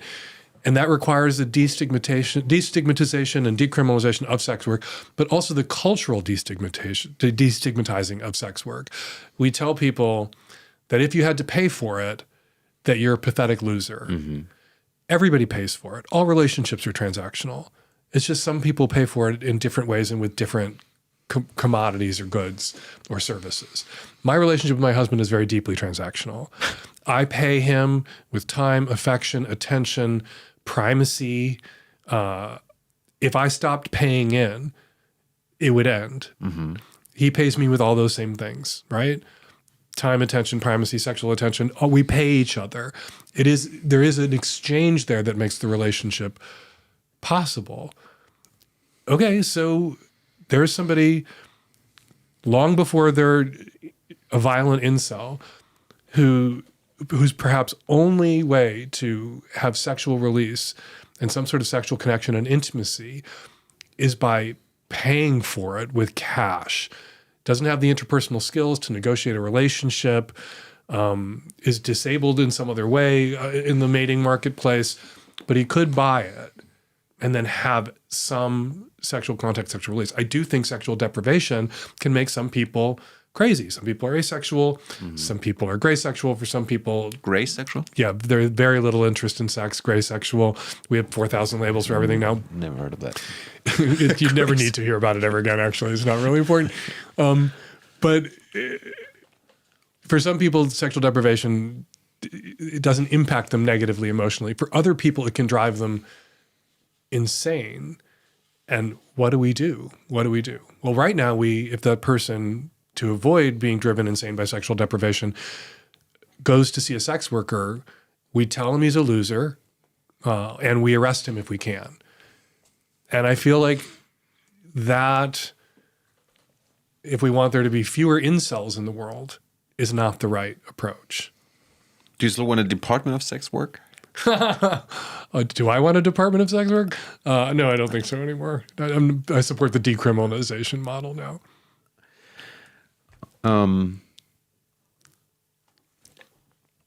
Trump and his government is coming for the abortion rights. We all know about that. You warn about they coming for reproductive rights as well. Contraception. What about that? Just for women, or? Yeah, just for women. The pill. The condom. They're coming for the condoms? The cervical cap, everything. Griswold was a Supreme Court decision, used to be illegal in the United States under Comstock, which is still on the books, to sell contraceptive devices, even to married couples. And Griswold, Connecticut versus Griswold, Connecticut arrested a woman for selling contraceptive devices to a married heterosexual couple who didn't want more children than they had already. And in Griswold, the Supreme Court said that people had a right to privacy, and that right included the right to use contraception and to buy it, to obtain it. And Clarence Thomas and the Supreme Court, which is increasingly dominated by right-wing fundamentalist Christian natalists, has said that Griswold was wrongly decided and should be overturned. There is no right to privacy, they argue, in the U.S. Constitution. I've argued that we need to have a U.S. constitutional amendment putting the right to privacy in there, because the right to privacy has been inferred by other phrases and clauses and amendments in the U.S. Constitution by Supreme Court decisions over the last 200 years. But it's not Americans have a right to privacy. It's not literally in the U.S. Constitution. But the inference of that right being there, being the ghost in the machine, is where we get Griswold from, is where we get Lawrence v. Texas, is where we get Obergefell. And they want to blow those all up and potentially make contraception illegal. They are coming for the pill. We said for years they're coming for abortion rights. And people were like, oh, no, they're just campaigning on it. They're just cranking up their base. They don't actually mean it. They're never going to really overturn Roe. Then, of course, they did. And now they're coming for Obergefell, which is the gay marriage decision, and they're coming for Griswold. And they keep telling us they're coming for Griswold. And we should believe the people who said we're coming for Roe and came for Roe and overturned Roe when they tell us they're coming for Griswold and intend to overturn it. Have you ever considered running for office? No. Why not? I have friends who are politicians. I've had friends who... Democrats, probably. Democrats, yeah. Mm-hmm. And you have to have the ability to sit in a room and listen to somebody who's talking complete bullshit without that playing on your face. And I am physically incapable of not rolling my eyes when I think somebody is You get used full of to it. shit. You get used to it, let me tell you. Do you want to roll your eyes with me right now and you're not? No, but you learn to wear a mask, like keeping a straight face. Yeah, a straight face is not something I can pull off. Like, I'll go like this when someone is being full of shit. But what's wrong with that? Because if there's a lot of interacting with constituents, sitting in meetings, listening to people, and I just don't have it, and I don't have any desire to be an elected official. I don't own a suit. You don't have to wear one. Are you? I mean, many people, especially the progressive people in Germany, they're fans of Bernie Sanders. They know of AOC. Now Zora Mamdani is hitting the German public consciousness. Are you fans of this kind of wing of the Democratic Party, or do you still have hope for the Democratic establishment, which seemingly, from my point of view, they don't have a vision? They don't have the vision. I kind of don't want to pick, right? Because I'm for, right now, whoever's not them, whoever's not a Republican, not a Trumper. Democratic infighting can kneecap Democrats. It could be necessary as well. It could be necessary. I'm all for AOC running against Charles Schumer in the New York Senate primary. I think she should primary Schumer the same way she primaried the guy she turfed out of Congress. Mm-hmm. I think the gerontocracy thing is a problem. We would be winning more votes in the U.S. House if 3 or 4 Democrats who got reelected when they were 80 hadn't dropped dead in the last year and a half, or in the last 9 months. I feel like the Democratic electorate should have a pledge where we say we will not vote for someone who's running for the first time who's over 60, and we will not vote to reelect someone who's an incumbent who's 70. That we should impose age limits, because the gerontocracy thing is a real problem, and more of a problem on the Democratic side than the Republican side. But AOC, I'm for Mamdani, AOC, absolutely for them. And I'm also I recognize that you need a Democratic majority in the Senate and House to control the Senate or House, and you're not going to get an AOC Democrat out of Iowa or Missouri. Mm-hmm. And so I'm not going to oppose a Democrat who's not a carbon copy of AOC running in Iowa, or donate to their opponent or refuse to vote for them. Mm-hmm. Like if my choice in an election in Seattle where I live, I mean, my congresswoman is very much an AOC type, but if I had a choice between a centrist Democrat and a Republican, am I going to not vote? No, I'm going to go vote for the centrist Democrat, because politics and voting is always about A little bit like cheating, the least worst option. Well, I mean, the problem is you have a two-party system. That's the That's the problem. And it matters who the leader of the Senate is and the Speaker of the House. And sometimes you get a Democratic Speaker of the House because you have some Democratic House members who are anti-choice, but you're going to get a pro-choice Speaker of the House in the end. So we have to play politics while we play politics, surprisingly enough. And we shouldn't be babies about it. You have to be strategic. Funny that you mentioned all the old Democrats in the Senate and in the House, because like it reminded me, like I talked to a friend and he calls what we are experiencing in America today from both sides of the aisle is he calls it the booming 20s. It's the 2020s are run by baby boomers who are protecting the financial assets of baby boomers. Who won't let go, who won't retire, who won't go away. Exactly. It has to be about them. Nancy Pelosi was a great Speaker of the House. Why didn't she retire? Scott Wiener, who was kind of like next in line to like take her seat if she should step down. Why is there a limit for presidents? They can only run twice or be elected twice, but no limits for... I would take just what the Catholic Church does. Oh, you're a 75-year-old cardinal? There's an age limit for cardinals, but not for popes. The pope can live to be 3,000 years old and on life support. But a cardinal and an archbishop, once they're 75, they have to retire. They have to step down. And let's get rid of the term limits for the U.S. president, but age limits for every other office. Like once you're 75, you should be on a beach somewhere. Do you think they will try to erase the limit for... Absolutely.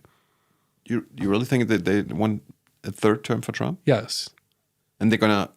But they have to have like a 2/3 majority. They have to get a Supreme Court decision. Really? Just that? Yeah, because there's a little ambiguity in the amendment that limited presidents to 2 terms about whether it limited presidents to 2 consecutive terms. And so he hasn't had 2 consecutive terms.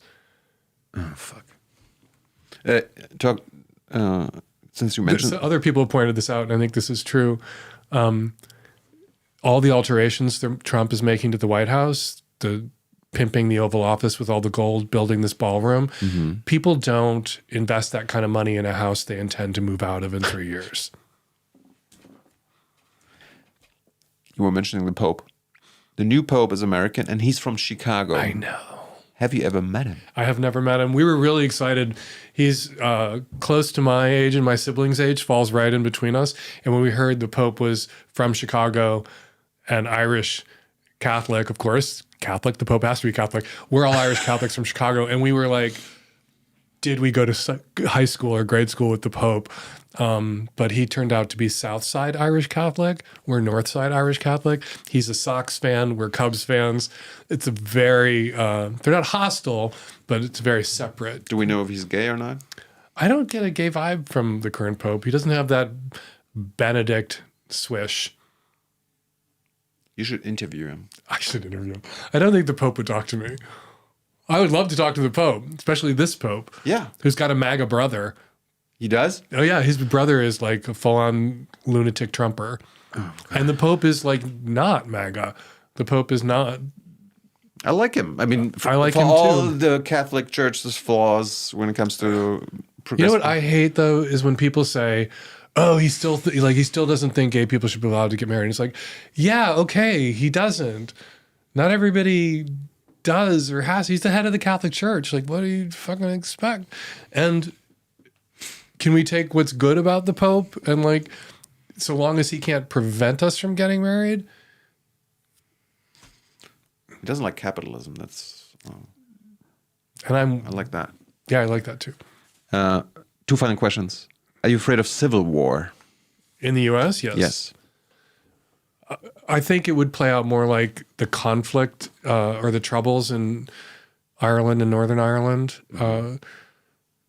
where it would be there would be outbursts of violence, and of course, your state violence. But I don't think it would be a civil war a la the Civil War in the 1860s. I feel it would be just bombings and violence and shootings and retaliatory violence back and forth between lefties and righties in the United States. Too many guns and too many lunatics. I was actually afraid of, especially Mamdani after Charlie Kirk was shot, because like Trump is making Mamdani out to be like a communist guy who's going to destroy New York. But it's not a new fear. I couldn't watch Barack Obama's speeches live. Wow. In either of his campaigns, because I would just sit there waiting for the shot to ring out, and I would watch them after when I knew he didn't get shot, so I could actually listen to what he had to say. So, one more thing, AI. When it comes to sex, relationship, maybe even sex toys or something, erotica, porn, what is AI good for? Before we can talk about the dangers, what can AI be good for? AI is a good copy editor. I use AI when I finish writing a column. I just like pop it in. Like all writers, you sometimes drop words where when you're reading it and writing it, the of or the or the about is in there in your head. So you just skip over it and then you don't realize it's not on the page. And it's really good at like identifying all the places I didn't put a the. And so I use it for that. I have friends who use it to write erotica. It seems to be good for that. And for some people, it's become a companion. For some people who it's become a companion, we now have AI psychosis as an emerging diagnosis. It can be dangerous. What about AI porn? AI sex companions? The sex robots are coming, and we now know they'll be AI enhanced, right?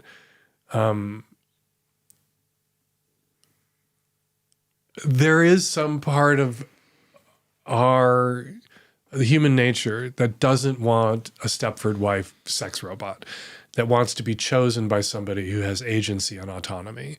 And a sex robot does not have agency or autonomy. A sex robot does not choose you. It's a toaster you jack off inside of. And that doesn't please the ego. That doesn't affirm your desirability. In a sense, it can affirm your undesirability, that you're choosing something that had no choice about being an appliance that you acquired. For some people, it'll be enough. Obviously, there are people out there now who say they have AI boyfriends. They have relationships with AI. What does that mean? I guess that removes from the sexual marketplace and the mating marketplace people who didn't really want a human partner, and so you don't have to waste your time on those people if you're seeking a human partner. I was thinking about the incels you were talking about earlier. Maybe AI can be good for these? Perhaps. I mean, we hear less about incels in the last, 5 years, right? Maybe because they've been empowered by... one of the things that fueled the incel fury and rage and then movement was this sense of powerlessness and cultural marginalization. And what is MAGA but an incel movement that is far from powerless? I will call my AI for incels a incel. There was a pronatalism conference where they wanted, they had all these, they wanted they can't get women to come to these pronatalism conferences, but they do provide community for the men who wish that they could have women under the old regime, the women were slaves regime, but women aren't interested. And finally, what about AI porn? The ethics of it. What if I'm into Dan Savage and my sexual desires is I want to fuck Dan Savage or watch him fuck someone, and I have an AI now to actually create this porn for me. What are the ethics there? People who fantasized about Marilyn Monroe could watch her movies. They could clip her pictures out of Hollywood fan magazines, and they could masturbate at them, right? They couldn't create a moving image of Marilyn Monroe enacting their sexual fantasies. Now they can.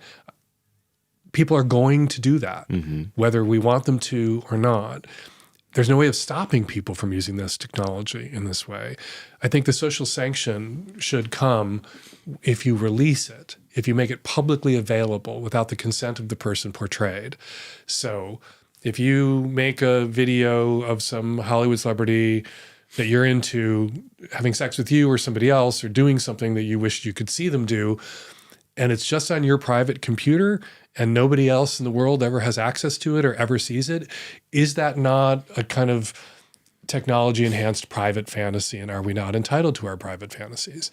Like, I've made Timothée Chalamet do things in my head that Timothée Chalamet probably wouldn't want to do. If I made Timothée Chalamet do those things on my computer and then I deleted them, no harm was done to Timothée Chalamet. It's when I share them or put them out there into the world, as some people have, that it's a problem. That's where the violation comes. Point is about masturbation, but what about like if I have like an AI sunglasses, and I fuck someone, but I program the sunglasses into making him look like Dan Savage. What are the ethics I don't know there? why you would want to do that, but if you wanted to do that and you had your partner's consent, I think that would be fine. It's sort of like an enhancement of you're having sex with somebody, but closing your eyes and pretending there's somebody else. If you put on glasses where they actually look like somebody else, then you're really rubbing the person you're fucking's nose in the fact that you wish they were somebody else, which just seems inconsiderate. I don't know if you could make that illegal. Then thanks so much for being on the show, for doing the show. We have some audience questions from the live chat, and Kira will take over. Thanks so much. Thank you. Oh my God, we have many questions. Yeah, but I'm not sure if I'm going to ask them all. Okay. But yeah, there were questions handed in before the interview and during the interview, and I think we should start with the following up questions, maybe. Okay. First one is, you talked about the fact that women lose interest in their partner more quickly than men, and that they are hornier with a new partner, right? If that was rightly understood. How does the need for male validation through sex plays in there? Because in our hyper-sexualized society, the worth of a woman is highly measured by their fuckability. Which is a separate issue from a woman's desire to be desired. And we should be able to tease those two things apart. A woman's value or worth in society shouldn't be measured by her fuckability, but a woman may experience being fucked and being desired by someone who wants to fuck her as a pleasure, and something that affirms for her attractiveness or just makes her feel alive, that releases oxytocin into her system, that these two things can be true at the same time. And this thing can be negative. Like, a woman's worth is not tied up to her fuckability, and we should emphasize that constantly. But for an individual woman, she can desire to be fucked, and that can have worth and value for her without it necessarily being tainted by or affirming this negative assumption or stereotype about women's worth. Okay. Why are male-male relationships most likely to be non-monogamous? That's hard to, I think it's multi-causal. I don't think there's just one reason why. There is no male-male relationship without two people having been radically honest about who they are sexually, about their sexual orientation.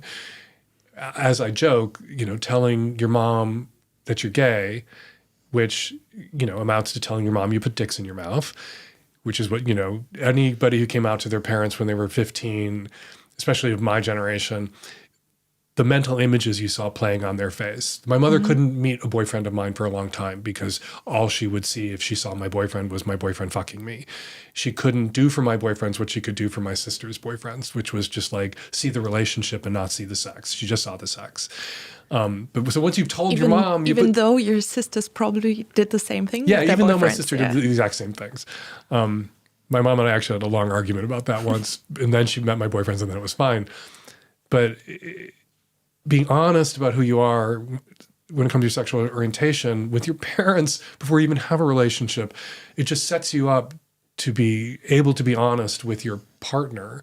Like, it's less scary to tell your partner the truth after you've told your parents the truth. So telling your partner you want an open relationship, or just knowing that there are other people out there who are gay and in open relationships, because gay people in open relationships are likely to be honest about it. You have role models for open relationships. and making some accommodation for outside sexual contact or play is so common in gay relationships that it's almost self-replicating. Mm-hmm. And it's less, there's all sorts of reasons why. But I think the bedrock reason is just to be gay requires a kind of radical honesty about who you are and what you want. And that then carries over into our relationships. And it's easier to be honest about wanting an open relationship or wanting some permission for outside sexual contact. Also, if you're gay, you're attracted to the same sex partner. So, when my husband and I opened our relationship, we would have 3 ways. We would have sex together still, but with somebody else every once in a while. And that doesn't play out as easily or as well in an opposite sex heterosexual relationship. Yeah. Also, you're living just not very stereotypically to begin with. Maybe it's more easier to even be lesser stereotypically you don't fall into gendered roles or expectations. And even when I was like 40 years ago when I first came out, it was made clear to me really quickly that monogamy was a choice. Mm-hmm. And like you could choose to have a monogamous relationship if that's what your boyfriend wanted too. And for straight people, it's an assumption and a default setting. And it's better when it's a choice for straight people too. It should be a conscious decision to be monogamous and not just an assumption that people make. I will keep a few because I almost checked them in as well. Helena asked many questions. The first is, how much of sexuality is genetics? Are there people who are poly by birth, or is it a social trait? And I think it's not only poly genetics. I don't think poly is a sexual orientation. No. I think people are gay, bi, or lesbian. And then you can be poly. It can be a deep-seated need to have an open relationship. I don't think we're monogamous naturally. And people aren't threatened with death to be poly. People are threatened with death to be monogamous. The woman taken in adultery should be stoned to death. No one is told, okay, if you're not non-monogamous, you will be stoned to death in any cultural tradition. So I just don't think monogamy is, it may be a good organizing principle socially. There are many benefits to monogamy around paternal security, around disease, around, for many people, a sense of emotional security and safety in a relationship. Monogamy has its upsides, but it isn't, based on everything we know about us as animals and animals that are very close to us evolutionarily, it's not what we're wired for. It's what we're trying to do, and it's a struggle.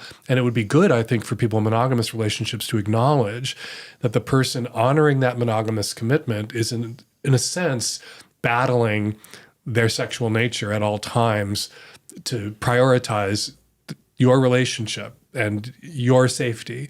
And rather than freak out at them if they looked at porn or they looked at the waitress for a minute too longer than they needed to, rather than freak out when you detect evidence that they are still attracted to other people, you should appreciate that despite still being attracted to other people, they struggle to be sexually exclusive and devoted to you at your request.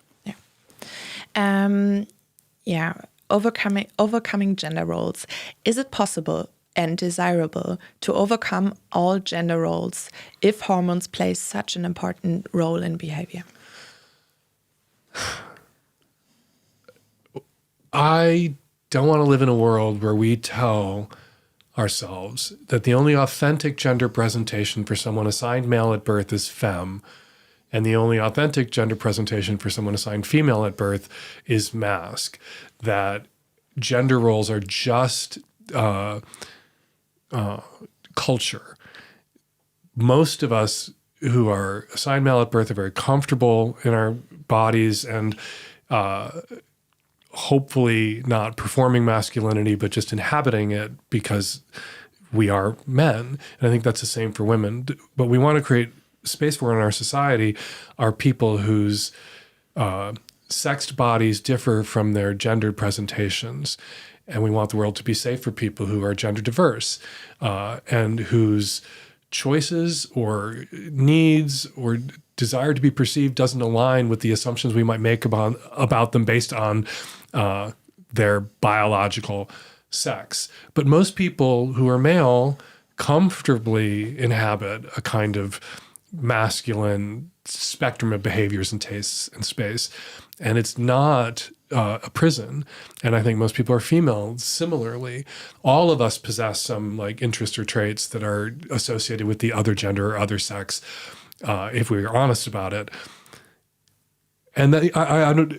So yeah, I don't know if I answered the question or not, but no, but you're making the point. If you're honest, and maybe we all should question which roles we just take. We should question which roles we take to make sure that what we're doing is actually who we are and what we want.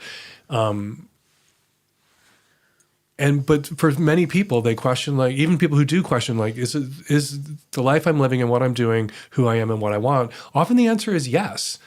But a lot of people, especially in queer land, believe that answer, if it's ever yes, is a lie, or it's what is the word? A false consciousness. And I don't think that's true. I know enough straight men to know that. I know of straight men who exist in like queer spaces and have queer friends that if they were gender nonconforming in any way, they would feel safe being more gender nonconforming or gender nonconforming at all. And they're not, because they are authentically men who are masculine. And I know that's true also for many women. Yeah.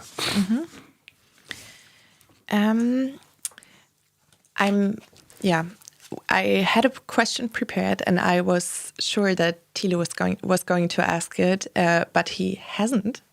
Happy to answer it. Yeah, it's the question: why is it that common that gay men are friends with female straight women or female-sided people, but not the other way around? Lesbians friends with straight men. Are just straight guys worse at having a friendship? Well, gay men women can take no for an answer more easily. So a woman who's attracted to men, who's friends with gay men, isn't going to be trying to get into the pants of her gay male friends. A straight man who's with women, who are his friends, he may have a harder time resisting the urge to try to get into their pants. A lot of straight men believe that lesbians must be also attracted to men, and also like all males will sometimes, even gay males will mistake friendship for romantic attraction or sexual attraction. Gay men and straight women don't mistake friendship for potential romantic or sexual attraction because women are different than men. Men with women as friends will mistake friendship attraction for potential sexual or romantic attraction. So it's riskier for lesbians to be friends with straight men because they can't count on straight men to, they may perceive the boundary, but always respect the boundary. Mm-hmm. Interesting. I don't know which one first, maybe this one. There used to be a sort of special allyship between gay men and straight women, and it was called with a slightly derogatory term, fag hag. Yes, fag hags. Is it still a thing, or what happened? The term or the connection? The connection. Oh yeah, absolutely, the connection. Lots of gay men have friends who are women, and lots of women have like a gay male friend. It's only a problem when a woman who's attracted to men that her friendships with gay men are taking the place of the romantic relationships she could have if she wasn't spending all of her time with her gay friends. Men are scary, and a lot of women have had negative experience with men and straight men, bi men, and a lot of women who've had really negative experiences with men who've suffered sexual assault or violence at the hands of men still crave male attention and affection and may feel safer getting it from gay men. And that's sometimes sad because you will see somebody who what they really want is a sexual and romantic and affectionate relationship with a man, and they're settling for the kinds of relationships they can have with gay men, and sometimes being exploited by unethical gay men. Important. In our patriarchal society, it's still chic for women to be pure and abstinent. somewhere in a cliche. Isn't that contradictory with the patriarchy? Because you said that usually men are more likely to seek sex, or is it just like a small rebellion from women to withdraw that sex? I'm not sure I totally understand the question. I mean, in a patriarchal society, there's this cliche of the man who wants the sex, and that's associated with force and power, and women who withhold it or don't withhold want the sex. it. And I would tie that to status, because if you set up a system where men want sex and women aren't supposed to want sex, then it's the male who gets sex has status and can boast of the sex they got, because it's more difficult to get it. So it's more of a challenge and there are hurdles. Mm-hmm. Of course, women want sex too, but these stereotypes and postures are themselves a kind of mating strategy. This like feigning of disinterest can spark in somebody, it can attract somebody who wants to overcome your disinterest. And that can be positive, that can be you attract somebody that you want to attract, or that can be negative. You can attract somebody that you're not really interested in attracting. Playing hard to get, that's that stereotype and cliche. But it's a stereotype and a cliche because there's some truth to it. And as a mating strategy, it actually can work. Yeah. But isn't it, I think that was the other point of the question. Isn't that a small rebellion when usually every cliche in patriarchy in some way benefits only men, and this withdrawal mostly benefits women? The withdrawal mostly benefits women? Yeah. The withdrawal benefits women in that the scarcer you are, the more desirable a commodity you become. Mm-hmm. So playing that game of hard to get can actually benefit women. Yeah. And it can be a manipulative strategy, I guess. It's very different than gay land, where everyone's just throwing their dicks at each other. So sometimes it's hard for me to wrap my head around it. Next question, also not really in the gay land, sorry for that. Is there a solution for the conflict between female self-determination and humanity going extinct if birth rates stay low or become even lower? Are we really going to go extinct if there's 4 billion people on the planet instead of 8 billion people on the planet? I mean, the more developed a country gets, usually the birth rates drop. Birth rates fall. Yeah. Which is an argument for generous immigration policies. I don't know if how do we run this program? Because we've had nothing but an upward track on population levels for 50,000 years.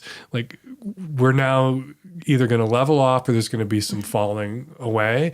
And when you consider how many of our environmental problems are about overconsumption, maybe there being a few less of us human parasites consuming the planet might be good for the planet and good for humanity. And maybe it would be better for humanity if there were 4 billion of us instead of 8 billion of us. And we'll see what happens when we get there. I won't be here for it. I'm too old, but I'd be very curious to see how that plays out. Yeah. What's coming to my mind now is also that the natalists try to, withdraw all the rights of, sexual health in general for women. But what they probably should do instead would be like, make it more convenient for women to get pregnant and giving birth. Like, make it more convenient for the women who want to have large families to have large families, but not attempt to force women who don't want to have large families or families at all to have families.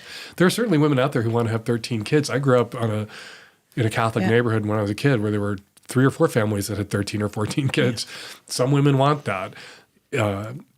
If you want more women to have more babies, make sure that they have the social support that would make that lifestyle choice possible for them, but don't impose it on everybody by banning birth control and abortion. Also, it doesn't work, right? Like the birth rates now in the US are still dropping highly, so it doesn't And they've work. done like more social support for people becoming parents in Scandinavia and Korea, and it hasn't budged the birth rates.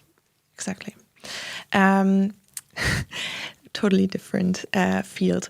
Why does the G-spot exist? And for the male version, shouldn't every man try pegging or anal at least once to get their prostate stimulated?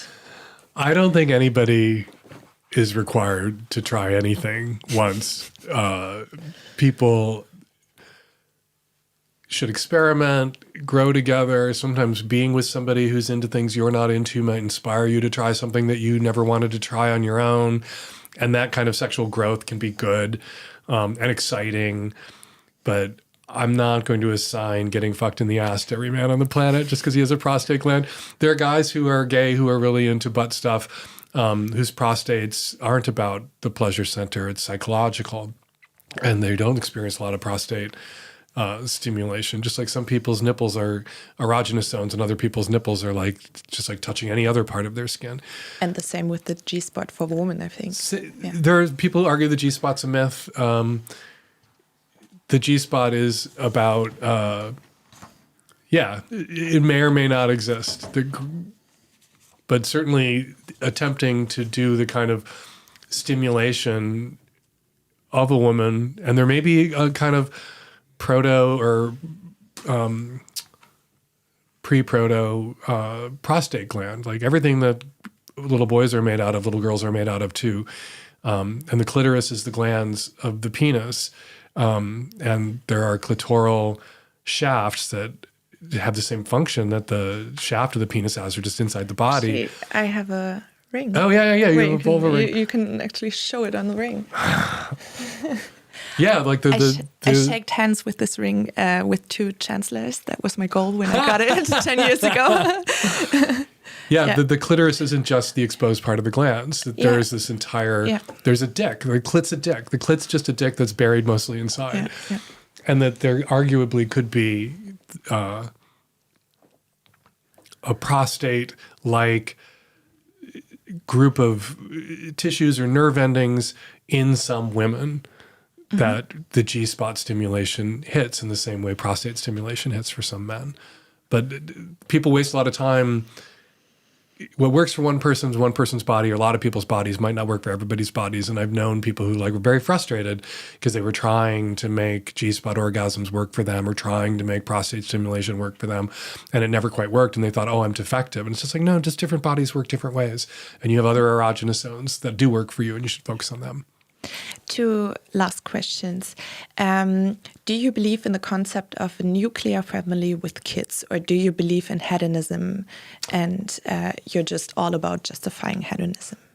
Do I believe in the nuclear family with kids? Yeah. Absolutely. You should clarify that, I think. My husband and I are parents. We have a son that we adopted at birth. We have a nuclear family. We do Christmas every year. I have parents and I have siblings who have spouses and children. I don't think allowing for people to be who they are sexually, to explore who they are sexually, negates also this human desire for family and connection and stability. Disallowing any outlet for people's sexual hedonistic desires actually, I think, undermines family. Because if you put people in a position where they have to choose between their sexual desires and family, sex is really powerful. We pretend that we're in charge of sex when sex is in charge of us. We tell people, when you grow up one day, you're going to grow up and have sex. The reality is you're going to grow up and sex is going to have you. Sex built us through a process of spontaneous mutation and natural selection. It's building whatever comes after us. It built everything else on the planet that reproduces sexually. We are being born along by sex. We also want, as humans, the kinds of safeties and the kind of intimacy that family can provide. And I think that if we set these 2 things at war with each other, sex, which this person might describe as hedonistic, and family loses.